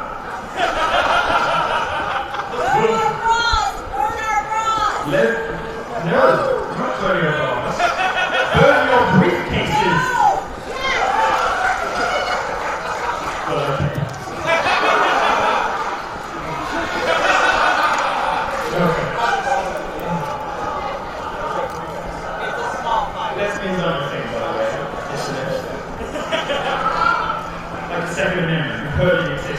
seeing evidence in your daily life. All we ask today is one letter, the letter S. Just want to add S to LGBTQIAPR, and they all get letters. So why can't you?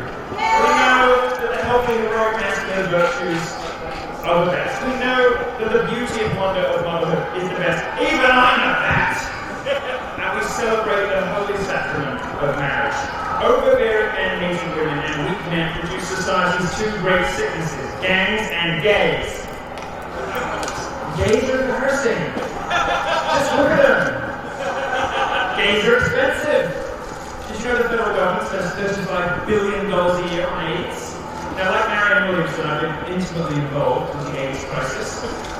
My experience is more hands-on. And I was going to tell you, because I know a lot of you have heard about this reparations stuff that's going around. Well, I fully support reparations for the LGBT community, to the family members of those who died of AIDS. Our community deserves to be held accountable for its complicity in this horror. Now, gays produce moral horrors wherever they go. I'm not just talking about stains on the bedpost. In California, it's now no longer a crime to knowingly infect someone with HIV. Why? Because that law disproportionately targets homosexuals. What kind of... Gays are reckless and unstable. Possibly, you need a stable genius in front of you, I know. Homosexuals are 3 to 5 times more likely to be mentally ill, 20 times more likely to be diagnosed with borderline personality disorder, 30 times more likely to have narcissistic personality disorder. Tough to believe, I know. And while we're on statistics, gays produce 55% more destructive acts of God. I'm told Hurricane Dorian, currently hurtling towards Miami, is a direct result of all those gay Disney characters. So yes, we may be going to hell, but that's more a problem for me than it is for you. We're here today to celebrate. I'll wrap up by thanking all the groups who turned out. Homo Hamid, both of you, representing Muslim allies of the LGBT. Oh no, wait, no, we'll go on.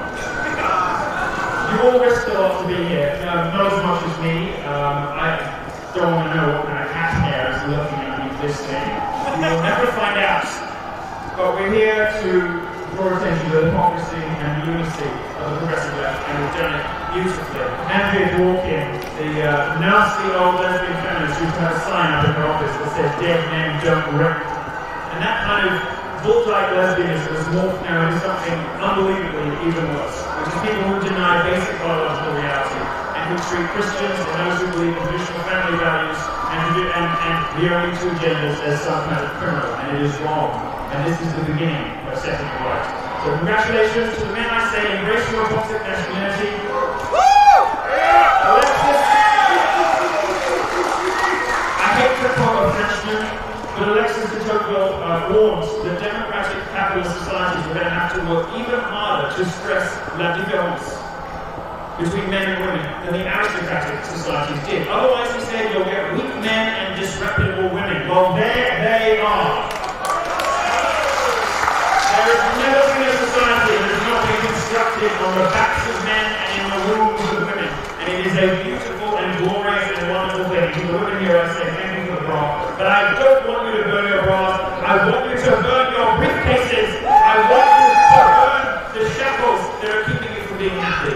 And I want you to encourage the men around you to make you happy by being men, not boys and children and neuters and eunuchs and fainters and pups.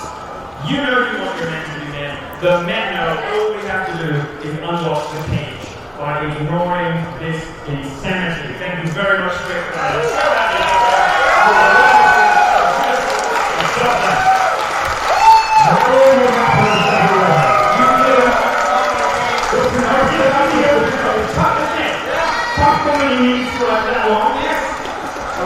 Thank you for the draw, but I'm going to need it. God bless, thank you so much. Thank you. Finally out for everyone. Listen, this is going to become a project to get out of here safely, so I wouldn't leave yet until we coordinate with the police. Thank you all for coming out here today on behalf of Super Happy Fun America. My name is Samson Rajaki. Please put up your trash. We're going to leave this a better place than we found it. And stand by because we're going to coordinate with the police and let you know how we're going to get out of here safely because it is going to be a project. Without you, this movement is not possible. Thank you very much.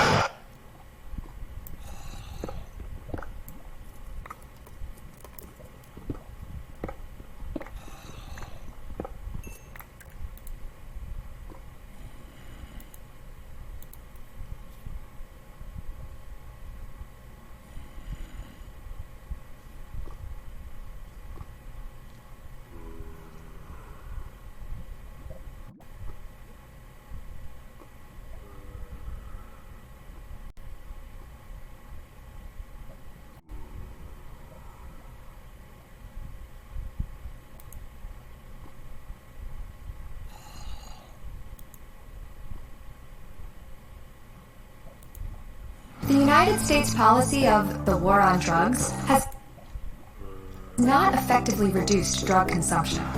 For decades, we've targeted suppliers by increasing the penalties for production and distribution in order to make drugs difficult to obtain. But the suppliers who are still able to produce and distribute, like drug cartels and gangs, earn immense profits. Instead, the United States could better achieve its goals by focusing on reducing the demand for illegal drugs at home through strengthened prevention and decriminalization that opens up wider access to drug treatment options for addicts. Portugal's experience offers a successful example of decriminalizing small-scale drug use and possession, and expanding access to treatment to addicts without fear of arrest. Decriminalization is not the same thing as legalization. The end goal is to reduce drug use, not encourage its recreational consumption. Resources spent on disrupting supply and paying for costly incarceration should instead be used to support drug demand reduction and treatment efforts.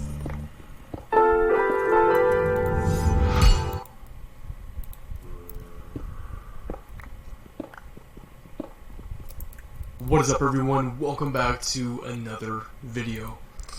Now, we all know the saying, facts don't care about your feelings. I think it was made popular by Ben Shapiro, but now it's just all over the place. And whenever you get into an argument with somebody that is a raving progressive leftist, that is all that you can think about saying. Facts don't care about your feelings. And they really don't. But facts also trigger people. And in today's day and age, if you say something that is true, that is backed by reason and logic, that has a strong fundamental basis in truth and reality, you are on the path to seriously trigger some SJWs. Now, on this channel, I have showcased probably some of the craziest freakouts, some of the weirdest reactions that these people have had. I don't even want to get back into that. I want to reach for higher grounds. But we're always going to come back to the same thing, people getting upset at absolutely nothing. Now, in this next video, we're going to analyze it. A comedian, of all people, makes some very basic facts about London, and about immigration, and about ethnic diversity and culture. And, not surprisingly, the SJWs on the panel go absolutely nuts.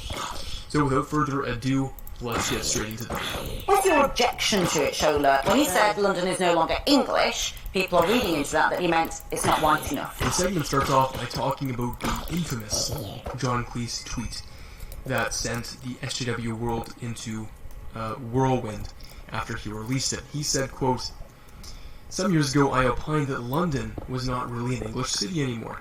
Since then, virtually all my friends from abroad have confirmed my observation. So there must be some truth in it. I also noted that London was the UK city that voted most strongly to remain in the European Union." So, John Cleese tweets out an observation that he has made about London, and the fact that it is no longer, quotes, an English city. Now, John Cleese was talking on cultural lines. He was referring to the fact that the English culture, those that share a history of English culture in London, are very quickly becoming the non-predominant group in that city. And the statistics bear that out. But when that point is brought up in this segment, all hell breaks loose. The bottom line is this. Referring to UK cities or London as non-English is the key point here.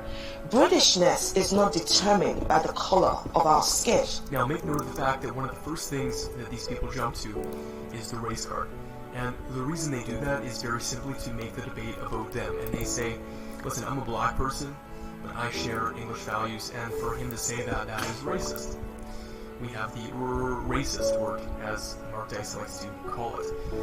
Again, that's not what John Cleese was talking about. He was talking about it in cultural terms. Well, he does go on to clarify. He said, actually, it's not about racism, it's about culturalism. And he said that it's not as polite as it was, humorous, it's not as friendly as it was, those sorts of things. That is such nonsense. Now, it's quite interesting in that segment. That was actually a moment of clarity and reason, but the individual arguing against John Cleese again wants to bring it straight back into her realm and fiercely claim that what he said was racist. This is a man who left the UK because it's full of foreigners and moved to a foreign country to become an immigrant. Please, let's not take him seriously. So she is correct that John Cleese did move out of England, but that does not reduce the accuracy of the statement he made in his tweet. Now, in the next clip, the comedian starts chiming in, and he lists some facts and some statistics about London and about the cultures that are represented in London. Key point there is culture, not race. And the SJWs on the board flip out. What's your view? Well, that particular point is a bit difficult to defend, I agree, but I think in terms of the racism issue, I don't see how this has anything to do with race. Look at the England football teams full of black players, no one would question their Englishness, right? They're English. It's not about race. What he's talking about, I think, is that look at London. 42% of people who live in London are, like me, foreign born, right? So there's a very significant immigrant population in London. Obviously, if you have half of a city, essentially, that people who are first-generation immigrants, that is going to make it less of the local culture. It's just a fact of life. Now, that was a very simple, logical statement, or so you would think. Let's go over it again. 42% of the people living in London are foreign-born.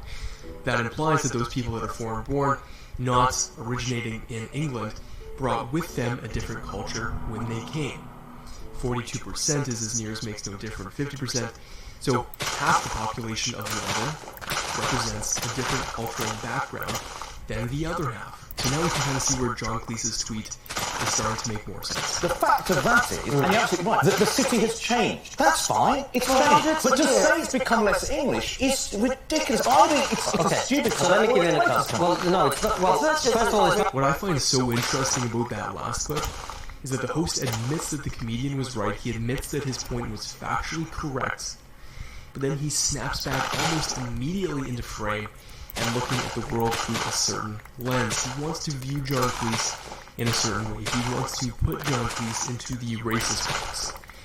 He has no intellectual honesty whatsoever, and that's a topic for another day. But moral of the story, keep an open mind, and these people have the least open mind out of anybody. Nothing to do with race, but look at this. Look at it like this: if 50% of the people who lived in London were Scottish, would we be okay to say that it's less English than it was when it was 10%?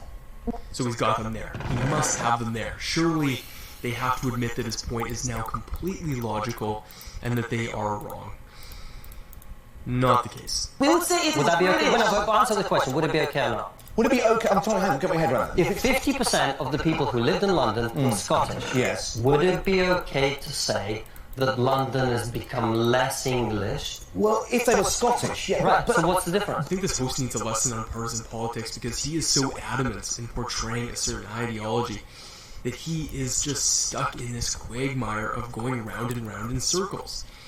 Again, I find it really interesting. He even admits for a very, very brief fraction of a second that the guy is right, and he has to concede that his point is legitimate. But right away he snaps back into frame and goes right back on the attack. There's no difference. He's talking about. Do you not consider yourself as English? No. Why is that? Because I'm British. I'm a British. So when you go to Scotland, if you go to Scotland, so where have you come from? What do you say? Well, I'd say I live in London. I'm originally from Russia. But why can't you say I'm from England? It's because I'm not from England. I wasn't born. No, I'm not. I wasn't born here. I didn't grow up here. I came here when you're in Scotland, and there's. What's funny about this entire segment is that the comedian might be like the most ultra-liberal person, but he just has enough intellectual honesty to claim what is really true. And he admits, yes, I'm from Russia, but now I currently reside in London.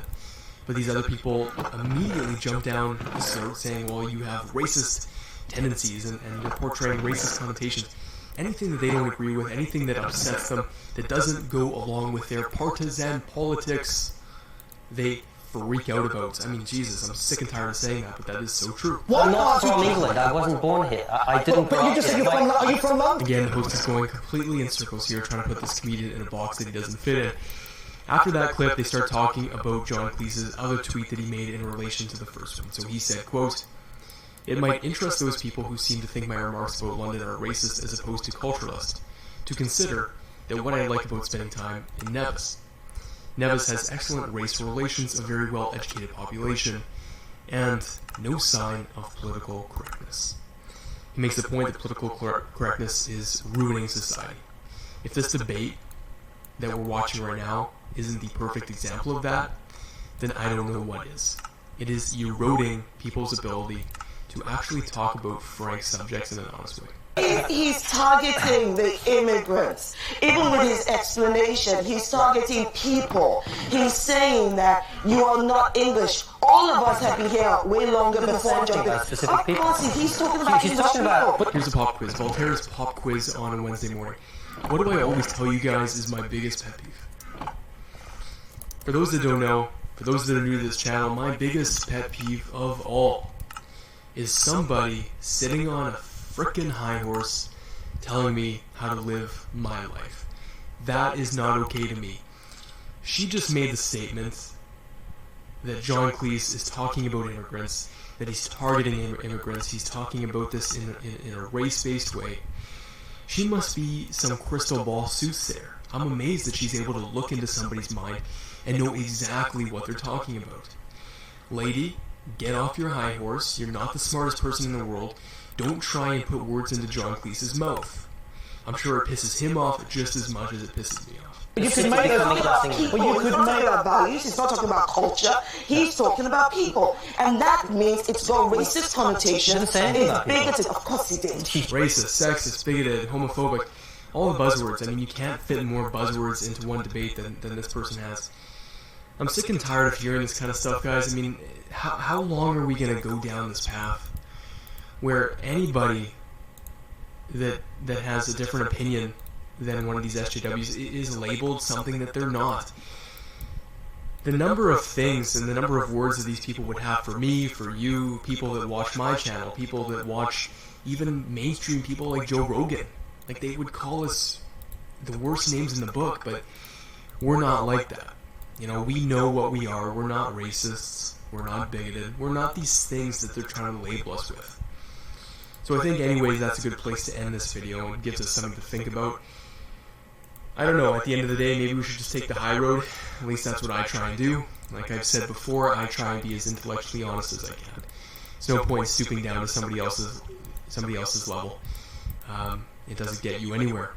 Anyways, guys, let me know what you think about this story in the comment section. As always, like this video and share it with as many people as you can. Share it with your mother, share it with your father, share it with your sister, with your aunt, with your dog and your cats. It really helps me in the YouTube algorithm. Anyways, guys, as always, I will see you in the next one.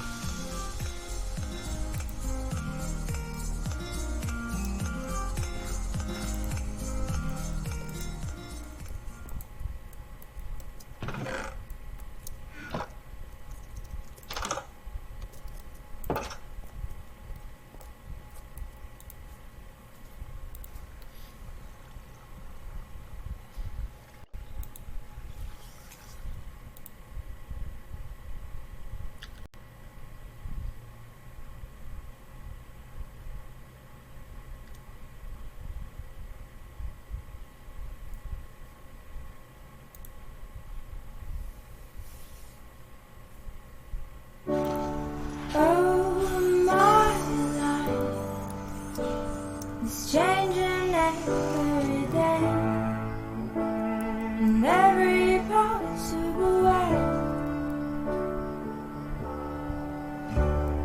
I want more, impossible to ignore, impossible to ignore.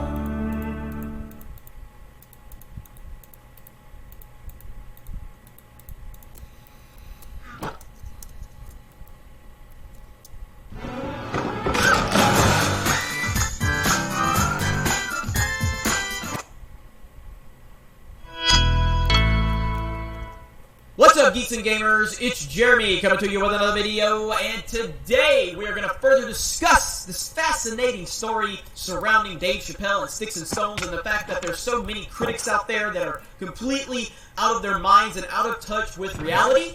I will ask you to like the video, share the video, and comment below because it helps it in the algorithm, and I appreciate that. Now, I've covered this a lot. I think the last time I talked about it, the audience rating was at 5,000. Now we're almost at 13,000 and still at a 99%. 99%. And the critics, before Jeremy Johns put his positive review out there, was at a 0%. And then we saw a few other positive reviews creep in after Johns set a trend to go, hey, yeah, let's not be intimidated by groupthink here. And now, again, 99% of normal people, because 99% of people are normal. And we're only dealing with the 1% of weirdos out there that have to be offended by everything. 99% of people have jobs and lives and bills and stresses in life, and they have to deal with stuff. And there's 1% of people that wake up every day and the first thing they want to do is get on Twitter and find something to be offended over. And this is representative right here of these numbers. Now, you think about the critics. Oh, they're so tolerant. They are so tolerant. They are so tolerant for representation.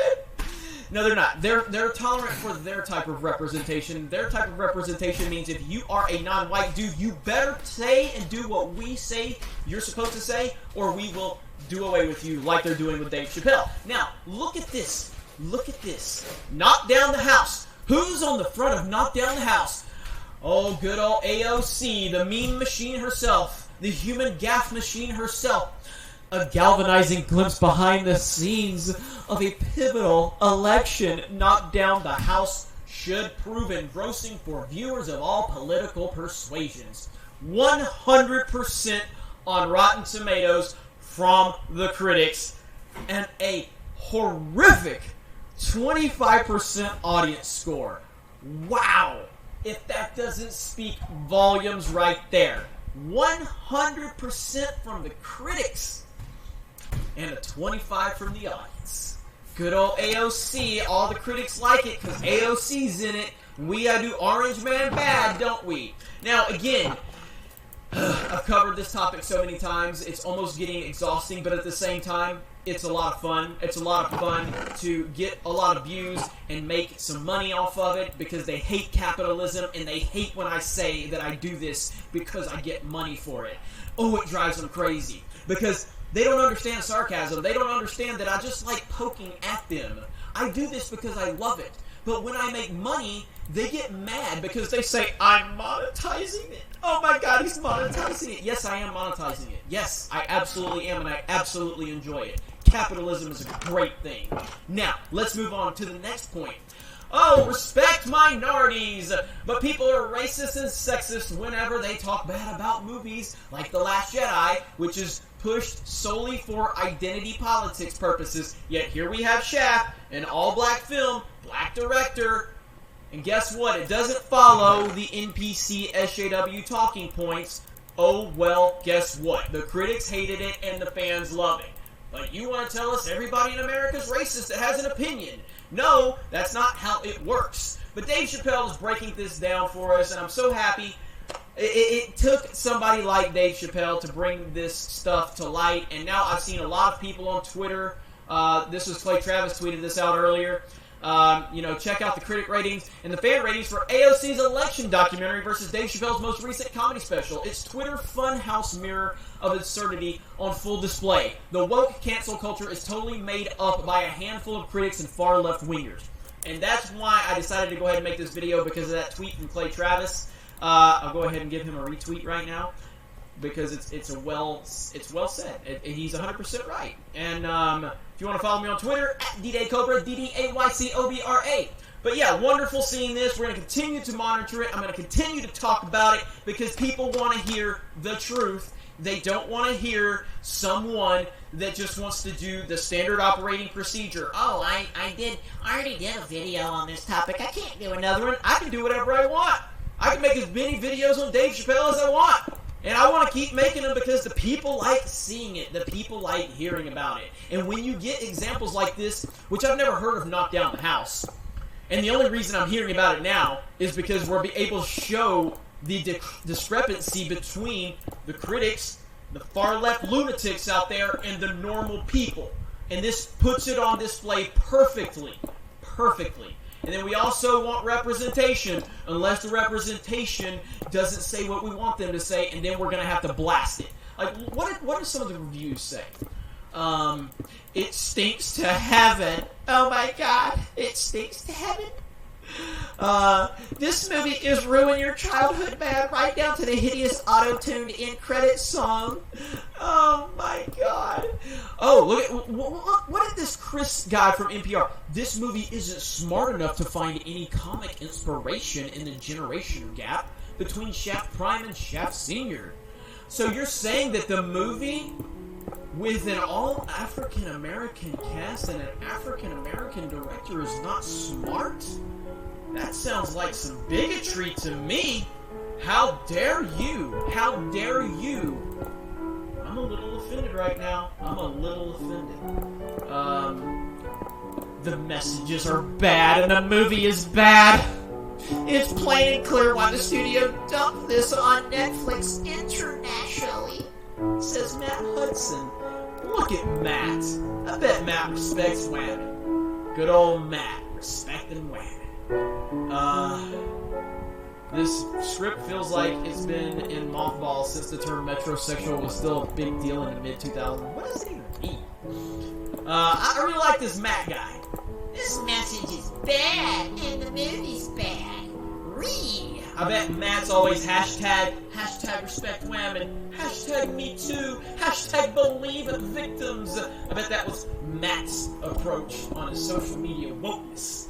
Anyway, I love roasting these people. It's just so much fun. Dave Chappelle's the man, and everybody who is supporting this is the man, or the wham man, or the trans I don't care what you are. I really don't.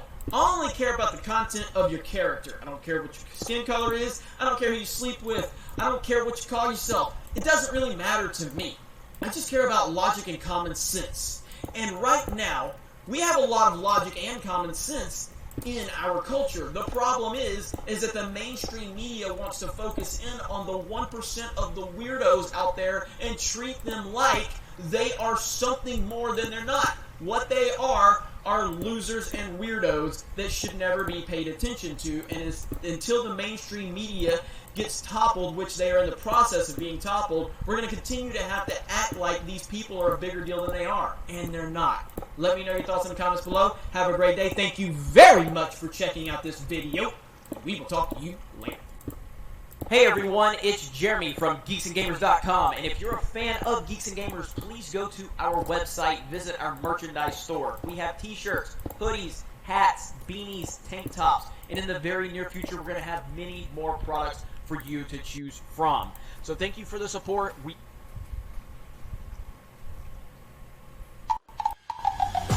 What's up guys, I'm Heston and welcome to Room for Improvement. The show where we take college gamers and transform their living spaces into the ultimate gaming setup.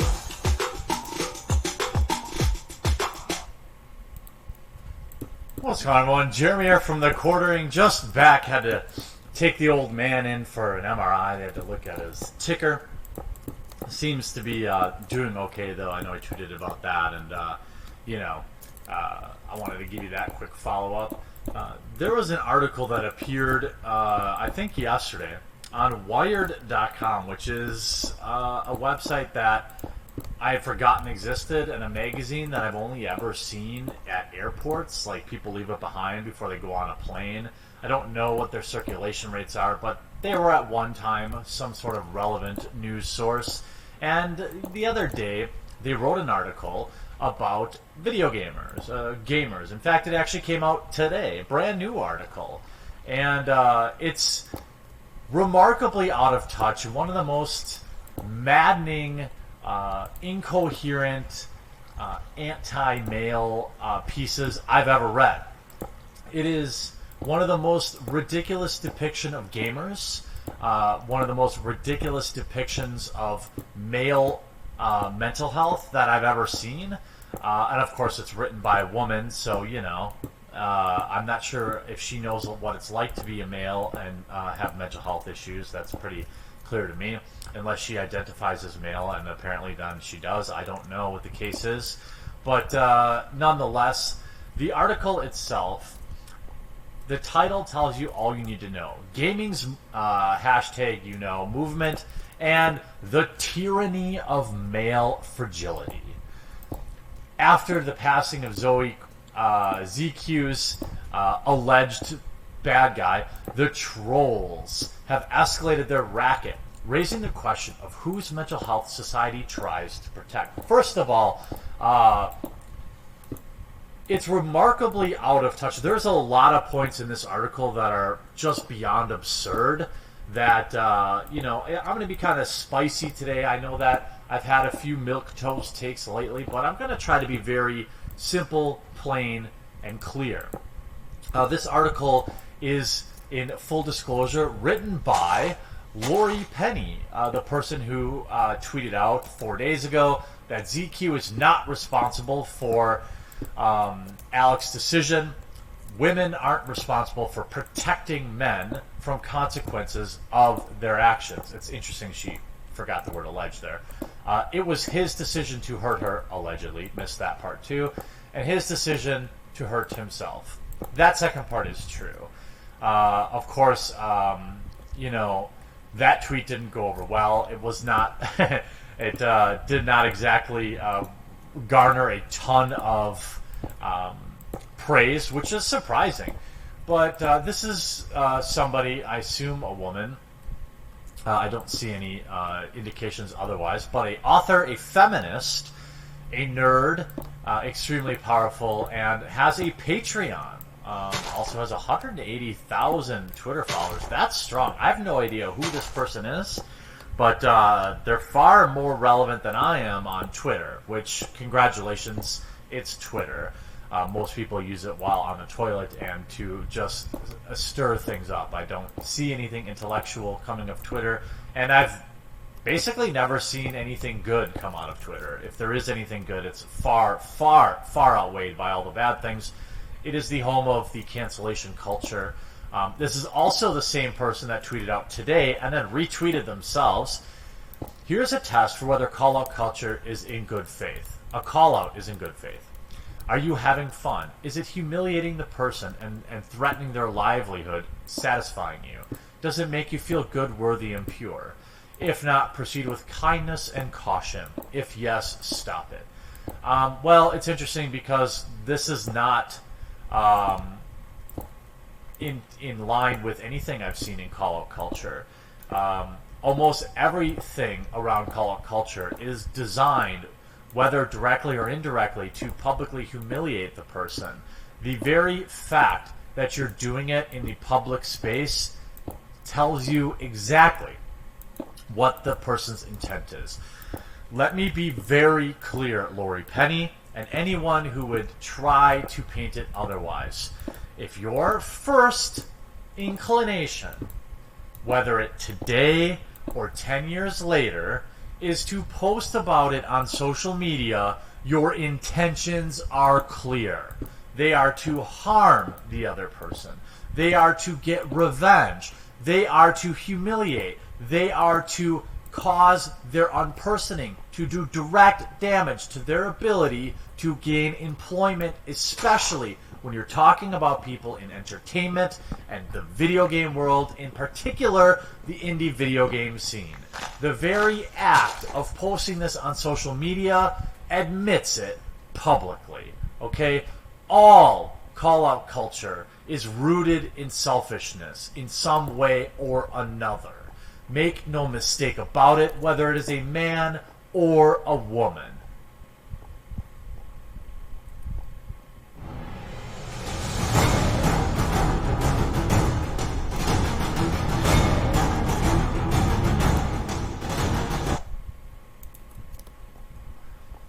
The article continues.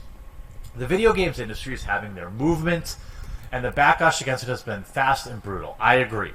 Developers and creators are bravely going public. I disagree. It is not brave to tweet about something. It is not. It never was. It never will be. It's brave to take a pen to paper and write an official statement to somebody that can do something about it. tweets are not, nor have they ever been, nor will they be, brave. About decades of bad behavior, that's not just an epidemic of men hurting women, because, of course, there's not the other way. See, quite honestly, and data does support this, the reason you hear about more women is because the culture of men having to keep this stuff to themselves.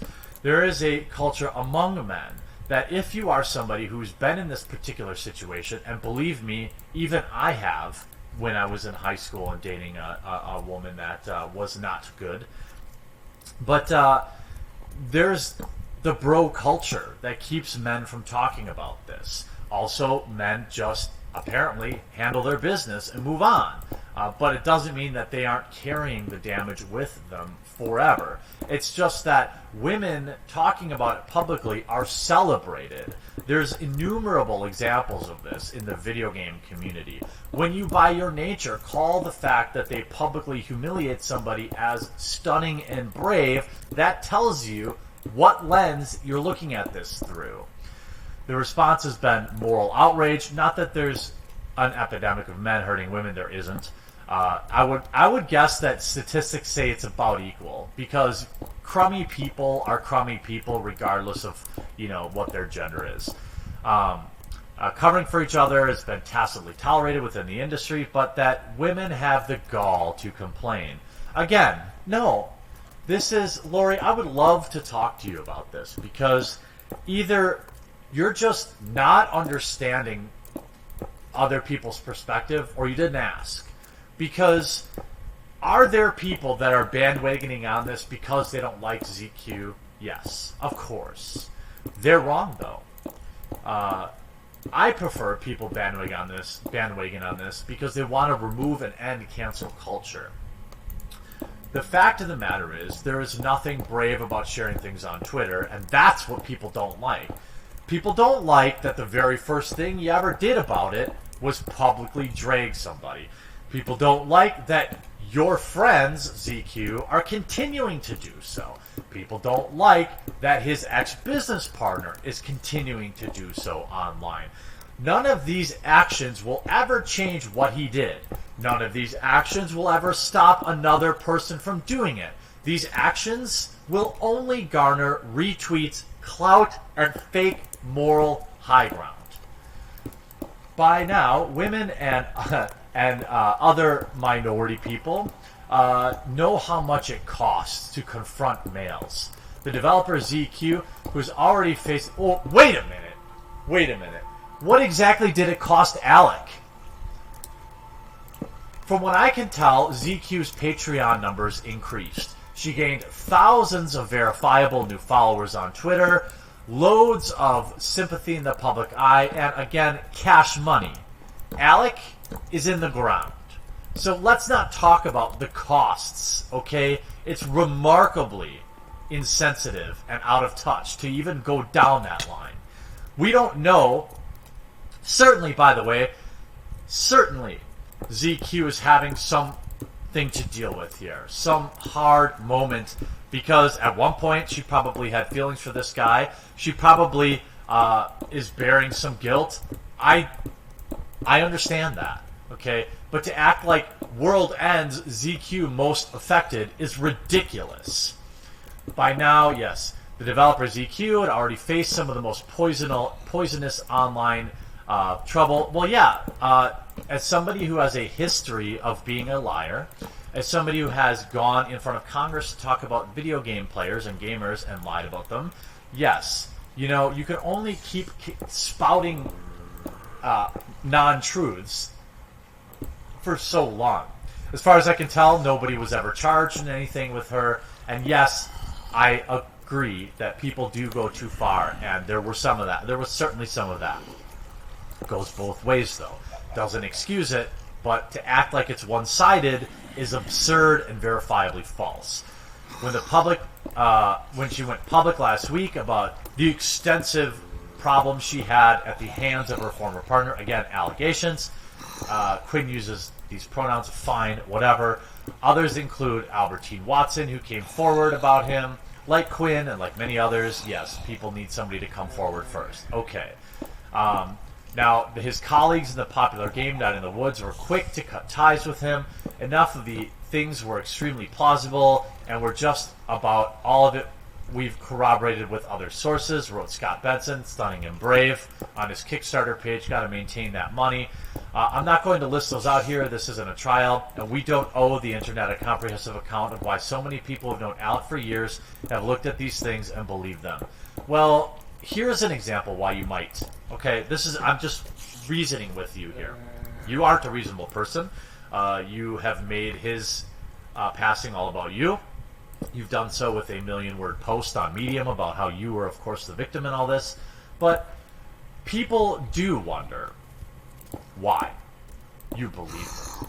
Because there is a culture. There's a literal hashtag movement around hashtag believe women. There is a movement of people that believe that no matter what is said by a female, it should be believed, and anything else is not being supportive. These are verifiable things. These are why people might be curious why you chose to believe them. On Saturday, the 31st, we know what happened. And then the article goes on here. The family's wishes have been ignored. The backlash against CQ and others has been relentless. According to the logic of concern trolls, Quinn has some hand in this. I believe she does. Why can I say something so callous? Well, let me put it this way. Had she not posted this stuff publicly, would he still be alive today? Yes. I believe that to be absolutely true. And if you agree with me, then of course there's some to blame. Now, did she, is what she did directly responsible? No, of course not. It was just one of many things that led to it. But there is some blame there. It could have been handled completely differently, right? It sounds like people could have just moved on. It sounds like you didn't have a problem with it 10 years ago. There's all sorts of things, all sorts of ways that this could have been dealt with differently. They shouldn't have taken his fragility into account before, quote, ruining his life. They are worse than... Okay, yeah, that's some hyperbole. Quinn deleted her Twitter account. No, she didn't. She deactivated it. This is a common purpose misrepresentation to make her seem like a victim. She just deactivated it to take some of the heat off, obviously. And, just because you disagree with somebody doesn't make them a troll. This is one of the most infuriating dismissals of criticism out there that I see often, most specifically on Twitter and in legacy media. The scale of hypocrisy here is staggering. Almost impressive. I'd agree with you, but I think we're talking about different people. People, often young women, who dare to speak up can expect to face public problems. Bull. Bull. They are universally worshipped, universally believed. And oh, by the way, an overwhelming majority of them, at least lately, seem to be full of baloney. Okay? That isn't to say that everyone is, but there's been many very public outings that ended up to be complete bullocks. How about Andy Signor? How about Chris Hardwick? Two of the most high-profile ones. Okay? That doesn't mean all people are false, but it does mean that significant, or some portion of them is. So it's reasonable to ask for more information. It's reasonable to wonder why somebody's doing it publicly. I want to know what about publicly posting these things is pure and brave. Young women can expect to be punished. Yeah, ask Alec about being punished. Ask all the people who were... Ask Chris Hardwick, who nearly lost everything over lies. Ask Andy Signor, who lost everything over lies. Let's not pretend that this is a one-way street. The response to Alex throws his double standard into razor-sharp relief. The criticisms of Quinn and others has nothing to do with concern for Halaka and his family and everything to do with making examples of women. Bull! No, this is again false. World ends, women most affected. This is one of the most ridiculous articles I think maybe I've ever read. It's coming from a clear political, ideological positioning. It has nothing to do with logic or provable facts. I mean, I've given you real-world examples of men who had their lives completely ruined by false accusations. I've given you reasonable doubt for believing people's intentions when they choose to post these things publicly. But this article reads as though, well, all women are stunning and brave, should be believed, and they're the ones that suffer the most for doing so. I ask Lori Penny, what of all the men who have suffered? I'm not saying that there aren't women in this particular case in the video game community who have had problems, of course, but it's not a one-sided event. It's not a contest. The message is clear. Men's mental health matters more than women's. Absolutely, verifiably false. Look at how men are treated when they publicly come out. How about, let me give you a very good example, Lori Penny. How about, oh my goodness, it was right on the tip of my tongue. Terry Crews. How he was publicly ridiculed for coming out. Do you think that that entices more or less men to do so? Meanwhile, every woman that does it is universally lauded and praised. This article is beyond out of touch and into the realm of just lies. The fact that Wired printed this, the fact that they would talk about men and use video games to do so is ridiculous. Men suffering and self-loathing is treated as public concern. No, it isn't. It's treated as a joke. Men are told to just suck it up and move on and, you know, be a man. And most of us just are, because we're not looking for the world to save us. We're just trying to get through the day. And to use the video game community and the indie video game world to push this messaging is, of course, not new. It's not smart or in industry and getting clicks. Well, unfortunately for you, Lori Penny, the archived link will be in the description below, and I will not be sending you any traffic, because why would anyone want to read something so verifiably ridiculous? I hope you enjoyed this video, everyone. We'll talk to you again real soon. I sincerely hope you enjoyed this video, and if you did, before you leave, make sure you leave a like and drop a comment on it. It's the only way to help the channel grow in today's YouTube environment. Above, you'll find a link to subscribe, and make sure you turn your notifications on, or if you just want to check out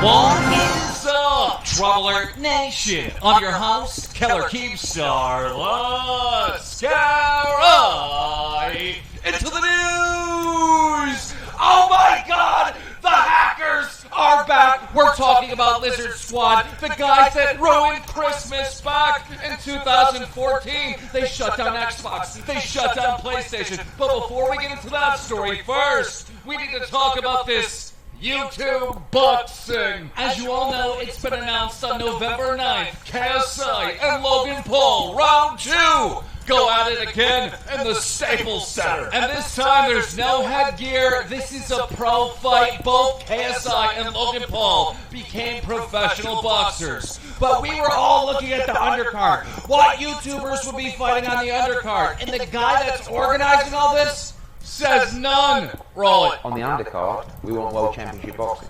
We don't want other YouTubers and celebrities. No, this is a chance for boxing to bring in new fans. And if we're going to bring them in, we need to show them the greatness of our sport. No YouTubers on the undercard? Why? I mean, look, if you're into pro boxing, sure, this is going to be awesome. Let's go watch some pros fight. Yay, woohoo! But I'm not, and millions of other people are not. We want to see YouTubers throw it down. I want to see Jake Paul. I want to see Deji. I want to see GMX. I want to see Gib. I want to see these guys throw down. And while I was complaining about this on Twitter, and Logan Paul reacted. He had this to say. Roll it. There we go. Perfect. If you can hang in there with a creepy doctor, you can be a pro boxer. So yeah, man. Eddie Hearn says no YouTubers, which begs the question. Two questions. This is big. The big one. What about little Jake Paul? Oh my God. Oof. What about Jake Paul, who, by the way, registered there too with the creepy doctor? Wow. Did his push-ups naked, and he is me. registered. He's a pro fighter. Yeah, Jake's also registered as a pro fighter, and who would he?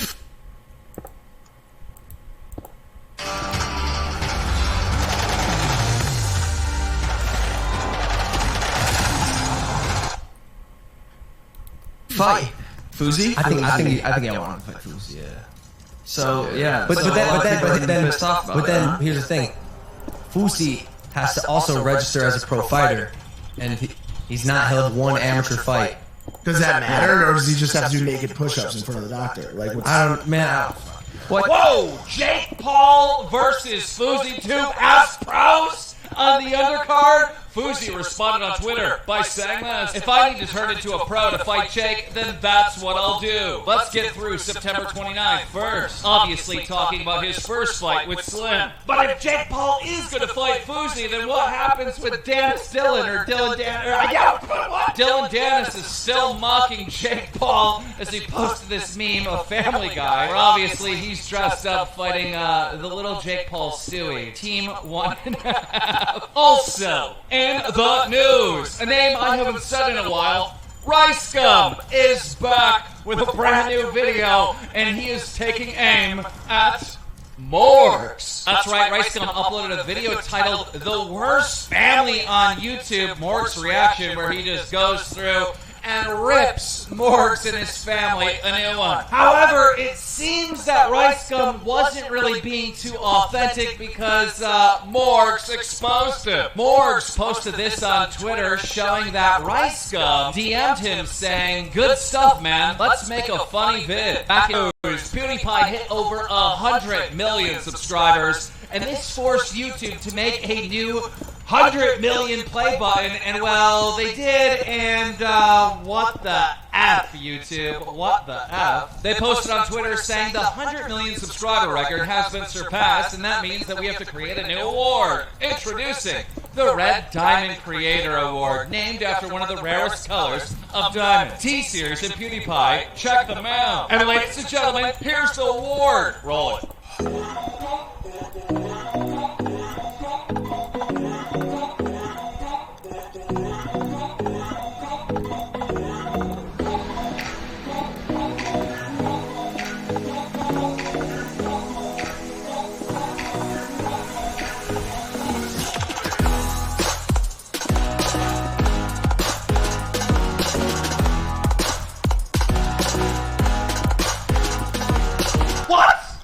All they did is take a diamond play button and put a red triangle inside of it. Really? That's the 100 million award.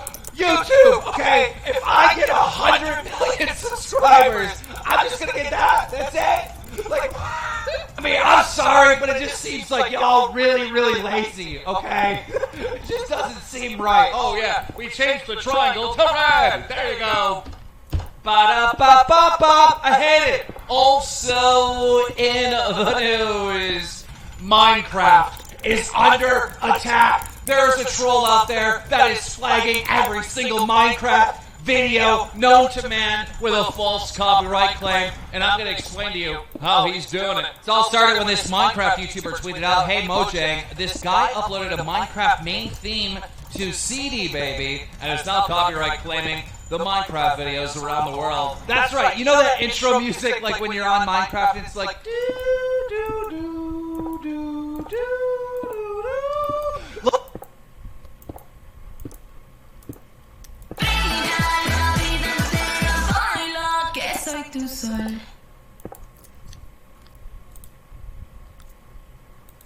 Look. Like, he literally re-uploaded this to YouTube and on CD Baby and is flagging every single Minecraft video, which I think is insane because recently the last person that did like a troll like this, YouTube is suing them for like a lot of money. So whoever did this, you're gonna get sued and you're in big trouble. And speaking about being sued and in big trouble, James Charles brought the lawyer out again. Well, actually, maybe not in this case, but James Charles said this. Yesterday, James Charles tweeted out another makeup company saying, your new palette looks extremely familiar at Wet and Wild Beauty. He followed that up by saying, there are only so many colors you can put into an eyeshadow palette, and I'm not claiming to own specific colors, but when you actually copy the exact shades and the layout from my palette without even trying to hide it, clown, clown, clown. Listen, James, get used to it. All these companies are going to copy YouTubers because, we got the juice. Also, in the news, Offset, Cardi B's hubby. We told you that he is now a co-owner of FaZe as he invested into FaZe Clan. And yesterday, he came out in a brand new FaZe Clan video. That's right, FaZe Clan uploaded a video titled Crazy What's in the Box Challenge with Offset. But believe it or not, people, Offset got into a Mortal Kombat battle with Sonic the Hedgehog. Here's the clip. Roll it. In the bottom corner. Is it gonna bite me? No. It doesn't bite the ground. You might touch it away. That thing might be dead. It might. Now you're dead. Now you're dead. It's poking. Go right for it, bro. You got it. Oh!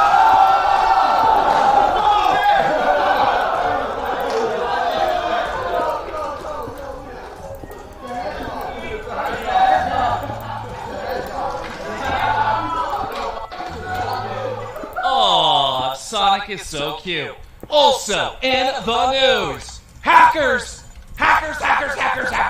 What is going on? On Friday, Xbox Live went down. People were freaking out. And then also, World of Warcraft keeps on going down. It went down on Saturday. And actually, as I'm making this video right now, World of Warcraft is getting DDoSed again. Blizzard tweeting out, War Classic, our teams are currently investigating issues impacting realm stability. Thank you for all your reports. That's right, ladies and gentlemen, people are saying that Lizard Squad is back. Now, I don't know. I've had sources tell me, hey, a couple of the core members of Lizard Squad are back, and they're trying to build something up for this Christmas. I don't know how true that is. I don't know if these are just rumors. But if Lizard Squad is actually back, then be prepared, because Christmas will be ruined again. And now, ladies and gentlemen, it is time for our final story, the Ace Family. Now, the Ace Family recently just came out with a tour of their brand new house. Getting over 13 million views, the Ace Family showed off their brand new house. And, well, towards the end of the video, Austin started riding his jet ski in the pool. Okay, so let me just put this in perspective, okay? Their house is on top of a mountain. It's a multi-million-dollar giant mansion, right? He's riding the jet ski in the pool. Like, on the other side of the pool is just a straight drop-off, and then there's people below there, like farmers growing grapes and stuff, right? And, well, while he's making this video, showing off, doing moves with the jet ski in the pool, the waves are going off the pool, and somebody captured this. Roll it. As soon as I get the scoop, I'm going to keep you in the loop. And if you enjoyed this video and you enjoyed the topics that we covered here, make sure you take the time to slap a like on it, because that's how I know you're digging the vids. And if we get over 100,000 likes, you all get a gold star. Drama Alert Nation, now over 5,300,000 subscribers.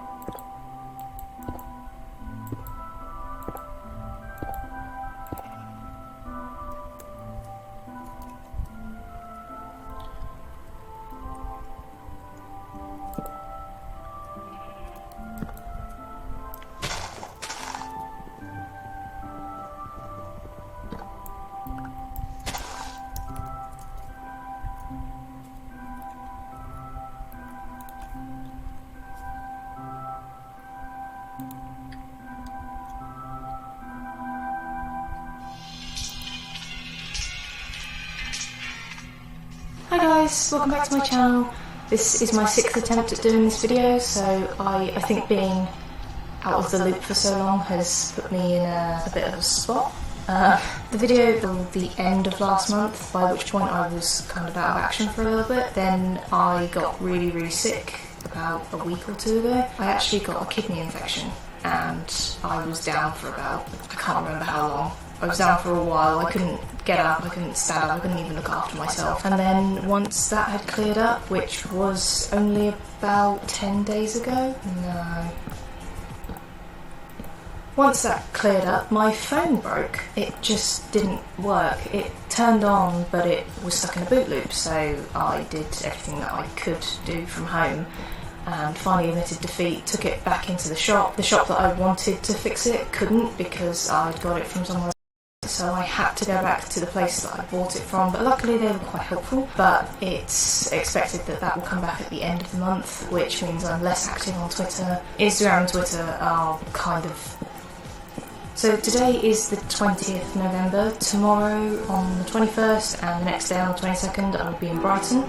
I may or may not vlog that because I'll be with people and I'm not ready. But with this video I wanted to announce some plans as well, just to make sure that you know I'm not going to disappear again. My plans, like they have been for months, is I want to do more Let's Plays. I think the main reason that I haven't done any is because I just don't know how to. I've never done them before and I get quite nervous with, I don't know, I'm actually recording with my webcam today so that I get a little bit more of a feel for it, but I really want to do a playthrough of an indie game by a company called Coatsink, called Shoe, and I really love the art style of this. I'll put somewhere here a little clip of playthrough, gameplay of it, but it's a nice, easygoing platformer with a little bit of a story, and I've not played much of it yet, so I wanted to save it for a Let's Play.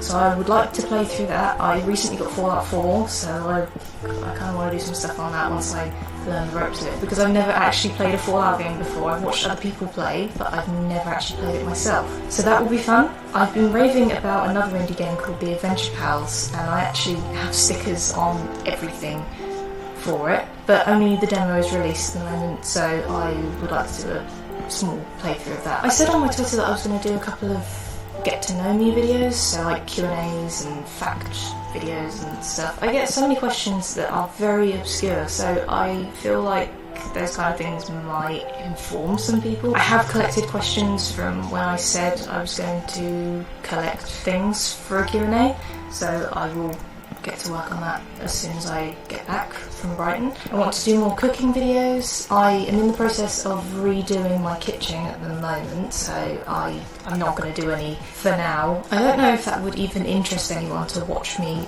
attempt to cook, but I quite enjoy baking and cooking, especially dinners and stuff, and I recently got a book that has a lot of English, well, British recipes in it, so I want to play with that. I've cooked a couple of things out of it already, and I don't think it went too badly, but yeah, so I want to do that. I actually really want to do some collaborations with people. I've had a couple of offers from a couple of people, but I would like to start off doing it with people that I actually know. I've got a lot of friends that have channels, but yeah, I would like to get involved with other people because I don't really talk to anyone in real life. God, I sound sad. Hopefully you can expect to see me in a couple of collab videos, which I will post on everything. Home improvement videos. I have discovered the joys of contact paper, so I would really like to record step by step my kind of journey with my kitchen because I've not started doing any work on it yet, so it should all be, really in a day's work. It's not what I want to do with it isn't massive. I would like to actually revamp this whole place, and it's not a big place, so it's perfectly doable, which brings me on to I am planning a flat tour. A couple of you asked me about that when I first moved in here, and I said, yeah, I'll do it. And then I didn't realise actually quite how much of a mess it is when I've moved everything in and everything's everywhere and I still don't have a bed and I'm sleeping on my sofa. I have a lot of plans in here. I need to get them out here. I'll be going back to my family's house on the 2nd of December as a surprise for my grandma for her birthday. and I'll be going back on Christmas Day because I have to do a 2-family thing. Christmas Day is going to be a bit hectic for me, but I do have a massive plan for Christmas that I kind of want to save for the vlog just in case my family do actually watch this, because a couple of us are in on it, but some of us aren't, and I don't really want to ruin the surprise, but it's pretty big, which is why I wanted to get into more vlogging, and now I'm rambling, and yeah, that's it. That's all I wrote down. My best idea. So yeah, to avoid me rambling for, an hour or so, I will wrap this up and edit it and hopefully get it out tonight on the 20th of November. So then when I say the relevant dates, it will be relevant to the timeline, chronologically, for the first time ever. Thank you so much for sticking with me. If you're a long time subscriber, and if you're new, then thank you for joining me. I promise that by Christmas I will have at least one Let's Play out. It might be completely terrible, it might be the worst thing anyone's ever seen, but at least I will have kept my promise. So thank you for sticking with me, and hopefully I'll see you in the next video. Thank you so much for watching, and yeah, bye!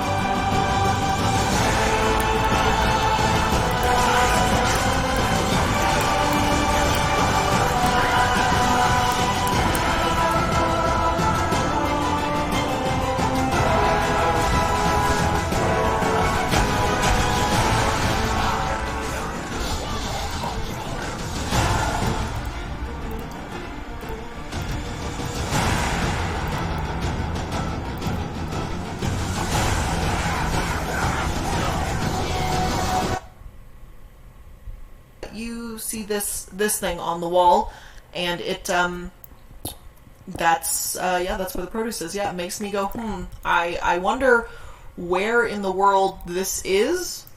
Not because I want to go there, but because I want to avoid it. Next up, we have this guy drawing caricature. Ooh, I cannot English today. And of this little girl, and he's being a dick. Next up, a new form of a Rubik's Cube. Don't know how it works, don't know when it's done or not, but I'm pretty not okay with this, but I also kind of want it. Next up, oh, what the fuck? Oh my god! Yeah, I cover my face too, man, what the fuck? Okay, so we're just gonna go to the next image now. Okay, next up. This doesn't look like a thing so much as it does like a, isn't this what you did in the 90s? Only the cool kids carry their computers around like this. I couldn't even imagine doing that to my own computer. Like, I'm looking at it and I'm like, I'd never hurt you like this, baby. But like, holy hell. I mean, I guess that's one way to take it on the go, right? Up next, we've got these shoes that make it look... I am curious as to what part of this is Photoshop, if any. I'm hoping Photoshop is involved in this somehow, because if not, I've really got a lot of questions at that point. Why is everything on fire? Why is everything on fire? This is going too far. Is it? I don't know. The question is, if you really have to go to the bathroom, would you still use that toilet?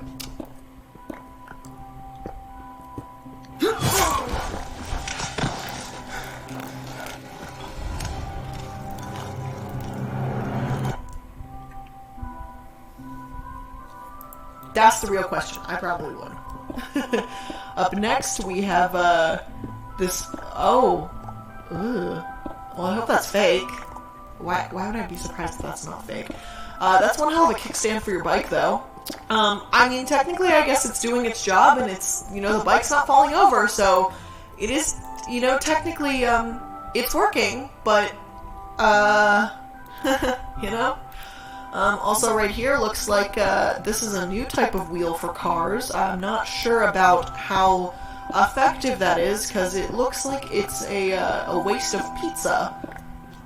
But I'm kind of hungry, so I don't know. I might still eat it. I don't know. So this guy just has a toaster as a purse, or as a satchel, whatever. And I'm kind of here for it. And speaking of hungry, I just want to take that toast. Like, is that real toast? Is this like, you know, what is the mechanism behind this? Is this an actual toaster? Or is this something that's supposed to look? I need to know, because, you know, fashion's gotten so weird that I don't know anymore what's going on. Alright, let's see here. So this dude is checking out this chick, like, charge them regularly. Wow, those are real. I thought these were just memes this whole fucking time in my life. I had no idea these were actually real. The jean flip-flop. I'm not even kidding, guys. I deadass thought this was just a meme. I didn't think this was actually sold, like, for realsies. Oops, sorry, I hit my microphone. Up next, this man is proposing to the raccoon. The raccoon looks a little bit taken aback. Do you think she'll say yes? Because she looks like she might say yes, and I just think that's adorable. Although I don't think you should be marrying a raccoon, so, you know. Also, a new way to yell at other 13-year-olds while playing Call of Duty. I think this is very effective. I also want to note, right, this kind of makes me laugh for a different reason. So, me and one of my girlfriends one time, we were going through Dillard's, and, you know, Dillard's sells, or I don't know if they still do, but they used to sell Betsy Johnson purses, right? And a couple of years ago, Betsy Johnson had this whole line of purses that they kind of were like the sling kind that go over your shoulder, you know? And they were, like, meant to look like telephones. Well, the thing is, they each had one of those, like, telephones just like that on top of the purse. But the thing was, it was just like those, where it had a little thing where you could plug it into your phone. So you could essentially have your phone in your bag, and then, like, have that thing connected to your phone, which is part of your purse, and then your phone rings and you can just pick it up off your purse and answer your call with an old school style telephone. I never bought the purse. We contemplated it many times. Most of the times we were drunk though, so I will admit there was a slight not sober factor there. But I'm kind of happy I never bought it, but then I see stuff like this and then I get sad because I would love to play games and have to talk through a telephone the whole time. It just seems so annoying but so great. So here we have what I think is a great invention. If you just sometimes need a hand to rest on while you're taking a nap in your chair, you just pull this baby up, just attach that right there. Look at that. That's just brilliant. This is human ingenuity. I don't know what the problem with this is. Why is this in the subreddit? This is great things people invent. Yeah. There you go. You heard it here first. Up next, we all know fall is coming. It doesn't feel like it today. I don't know where you guys are in the world, but sure as heck doesn't feel like it in Colorado today. I would like for it to start feeling like fall and winter is coming, because those are my favorite seasons. Spring and summer can rot. So, you know, maybe this photo was just taken somewhere in, like, Miami, you know, and they're just like, oh, pumpkin, we'll just stick it on the beach, because that's about as Christmassy or Halloween-y, wintry, good season-y as we can get. So, I don't know. I have seen this photo so many times, and it never gets old.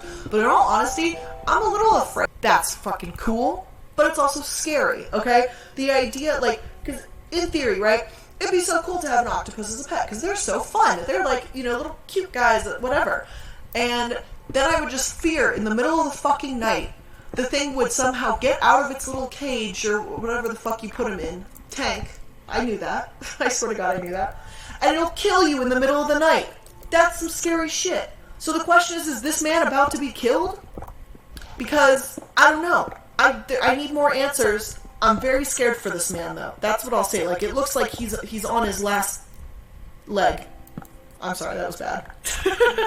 Now, here's definitely something that makes me say, because I'm very confused as to why she's using him as a sled and why they're doing bondage stuff. Did I say that right? I don't know what the fuck it is, but there's a lot of leather and there's a whip, and I'm very confused what's happening here, and I don't like it. There's a Red Bull thing in the background. This gets more uncomfortable as you look at it. The next one, please. I don't take it away. Alright, so this photo right here, 90% sure was taken in Palmdale, California. Reason for saying that is, y'all know I spent like Palmdale, a California. couple of years living in Palmdale. We don't talk about it much because it's pretty rough. But yeah, everything in Palmdale gets fucking stolen. So yeah, you best be locking up your fucking flip-flops. You best be locking...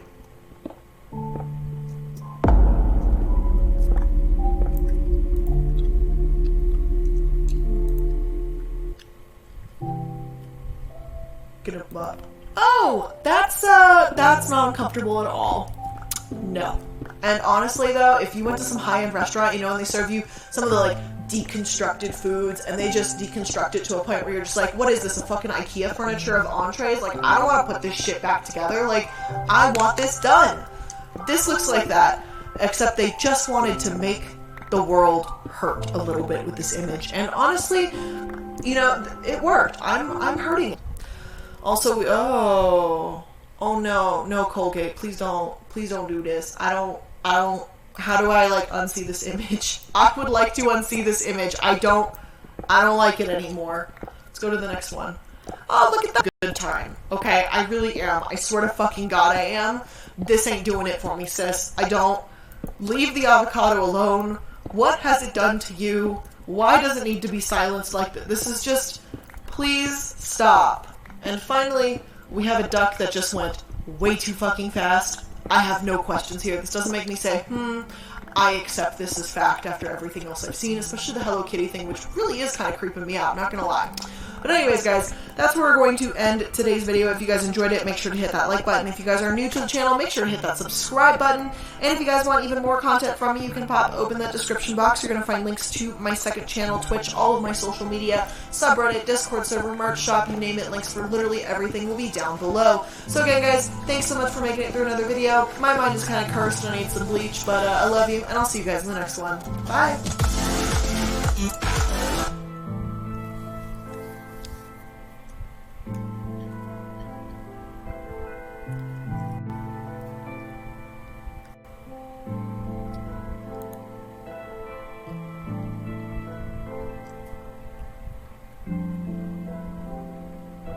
Hi, I'm Donald Trump. You may remember me from being the greatest president God has ever created. And from Trump Steaks. Yes, that was a thing. But I'm also known as being the greatest in telling people they're fired. Like this time. You know what, Derek? You're fired. And this classic. Dennis, you're fired. Am I here to tell you that anyone can do it? Am I going to teach you how? No. Nobody can fire people like I can. Nobody. Because I'm smart, I'm tough, and I'm terrific. But the Donald is a good guy, and I decided to share the gift of firing with America. Now, you can get the Donald Trump You're Fired button. Just press it and hear this winning sound in my real voice. You're fired. Coworker said something stupid, but...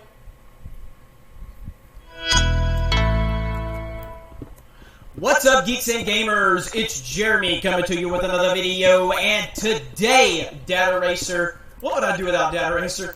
Ichibaka and Data Racer, they account for half of my videos, and then Bounding into Comics takes care of another 25%. Just thank you so much to so many of the people that are out there working hard to bring stories up. So many of the wokeness of social media, specifically Twitter, it's unbelievable. So, Heather Antos. Just so we can go ahead and clear up who Heather Antos is, comics editor at Valiant and Image, previously Marvel, Disney, and Marvel, Star Wars, Disney. Nerdier than you, because we have to announce that I'm nerdier than you. Okay, don't care. So that's who this person is. Now, 2019, this is what Heather says. The Joker is problematic and will inspire white incels to commit mass murder. 2013, I love the Joker. You can't spell slaughter without laughter. Heather Antos is completely full of crap. Now, I want to make it clear, changing your opinions on things, not a big deal. Happens all the time. Happens to everybody. Changing your position on things happens all the time. This is completely different. This is completely insane. To love a character, to cheer on a character, and then to take the woke jump to this character is going to inspire white men to commit mass murder.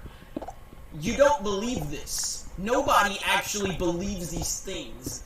They are just saying it because it's trendy on social media. So let's look at Heather's tweet that has, well, when this screenshot was taken, has 44,000 favorites. Let me see, where's it at? Does she still have this up? Yeah, so right now it has 47,000 favorites and 14,000 retweets. Why the Joker is problematic. Rachel Miller nails it. Now, I'm not going to read all of whatever Rachel Miller said, but basically it's making the point that I don't want to have sympathy for a man best known for his robbery, murder, and arguable rape shoved down my throat. To it. Do you see what I'm getting at? I don't know if there was ever a good time for a movie that paints mass murder as the logical conclusion as socially isolating. Now, we're not even getting into all this. The point is she's co-signing this thought process, right? Except, well, first she says, it was not that long ago when a socially isolated, disgruntled white man who felt wronged by society quite literally dressed up as the Joker and shot up a movie theater in Colorado. You are taking a horrific tragedy and you are using it for your political messaging. That is the lowest form of humanity. You are right there with animal abusers. That's where you're... Because you don't believe this stuff. And we have proof of that. Look at there. You can't spell slaughter without Joker. Painting of the Joker I did a few years back for fun. To speak for myself, LOL. Yes, I love Gambit, but I'm more so fond of Loki, Magneto, and the Joker. This is my proudest piece, the Joker finished product. The Joker will always... People see an opportunity to get noticed, to get traction. How many followers does this person have? She has, right now... She has 31,000 followers. Okay, she's not she's verified. She has 31,000 followers. All right, let's go back to her tweets. So okay, so here's a tweet that has 686 30 likes on this one. Please share 100 likes. Here's 50 likes. Here's 359 likes. Sleep is overrated. Blah, blah, blah. So you're seeing, not a whole lot of engagement. Yet, when you go woke on social media, you get 47,000 likes. Because these people think that Twitter is the real world. This is why they all cried the night of the election, because they bought into the wokeness of social media, and they believe Twitter is real life, and when the real world actually shows up, they are in shock because they have lost themselves in social media. And they think it benefits them to do this. And in their isolated little warped minds, it does benefit them to get more Twitter followers. I want to say specifically on Heather Antos and how she is using her Twitter wokeness to get a... let me just go ahead and go right here. Alright. So, I don't want to have sympathy for a man best known for his robbery, murder, and arguable rape shoved down my throat for 2 hours. I don't want this to be sold as a relatable story that can happen to anyone with a bad enough day. I don't want to be around any of the lonely white boys who relate to this. You don't believe anything that you are highlighting. Not even close. Boom. And there is the proof right there. Now, if you want to go ahead and continue to believe this nonsense, that's on you. There's this big uprising against the Joker movie from the SJW lunatics because it has a white man in it, and they're willing to hate anything with a white man unless that white man is pushing their narrative. Same with anything else. If it's a black guy and the black guy's pushing their narrative, suddenly they'll celebrate it and they love minorities. We love minorities. We're all for minorities. And then Dave Chappelle speaks out with his opinion, and it doesn't follow their talking points, and they're trying to cancel Dave Chappelle because they do not believe anything they say. These people are literally NPCs. That's why the NPC meme hurt them and upset them so bad, because it hit close to home. And that is what's going on. So, Let me know what you think in the comments below. Please share the video, like the video, subscribe to the channel if you are new here. It helps so much with us continuing to spread the message and spread the word. So we thank you for that. We thank you so much. It's just unbelievable, man. I mean, a Batman movie, well, it's a Joker movie, it doesn't have Batman, but within the Batman mythos. And it just creates this uprising from the same people that were celebrating this character, claiming to be a big fan. We were big fans, we were big fans. Oh, wait, social justice is here. We have to pretend that we're offended by something that we truly don't have any ill will towards. We're not upset about it, but because of the social justice nonsense going on, we know we can get woke points on Twitter. Let me pretend to be offended. It's just carbon copy SJW. That's it. Thank you guys very much for checking out this video. Have a great day. Check out geeksandgamers.com, and we will talk to you later.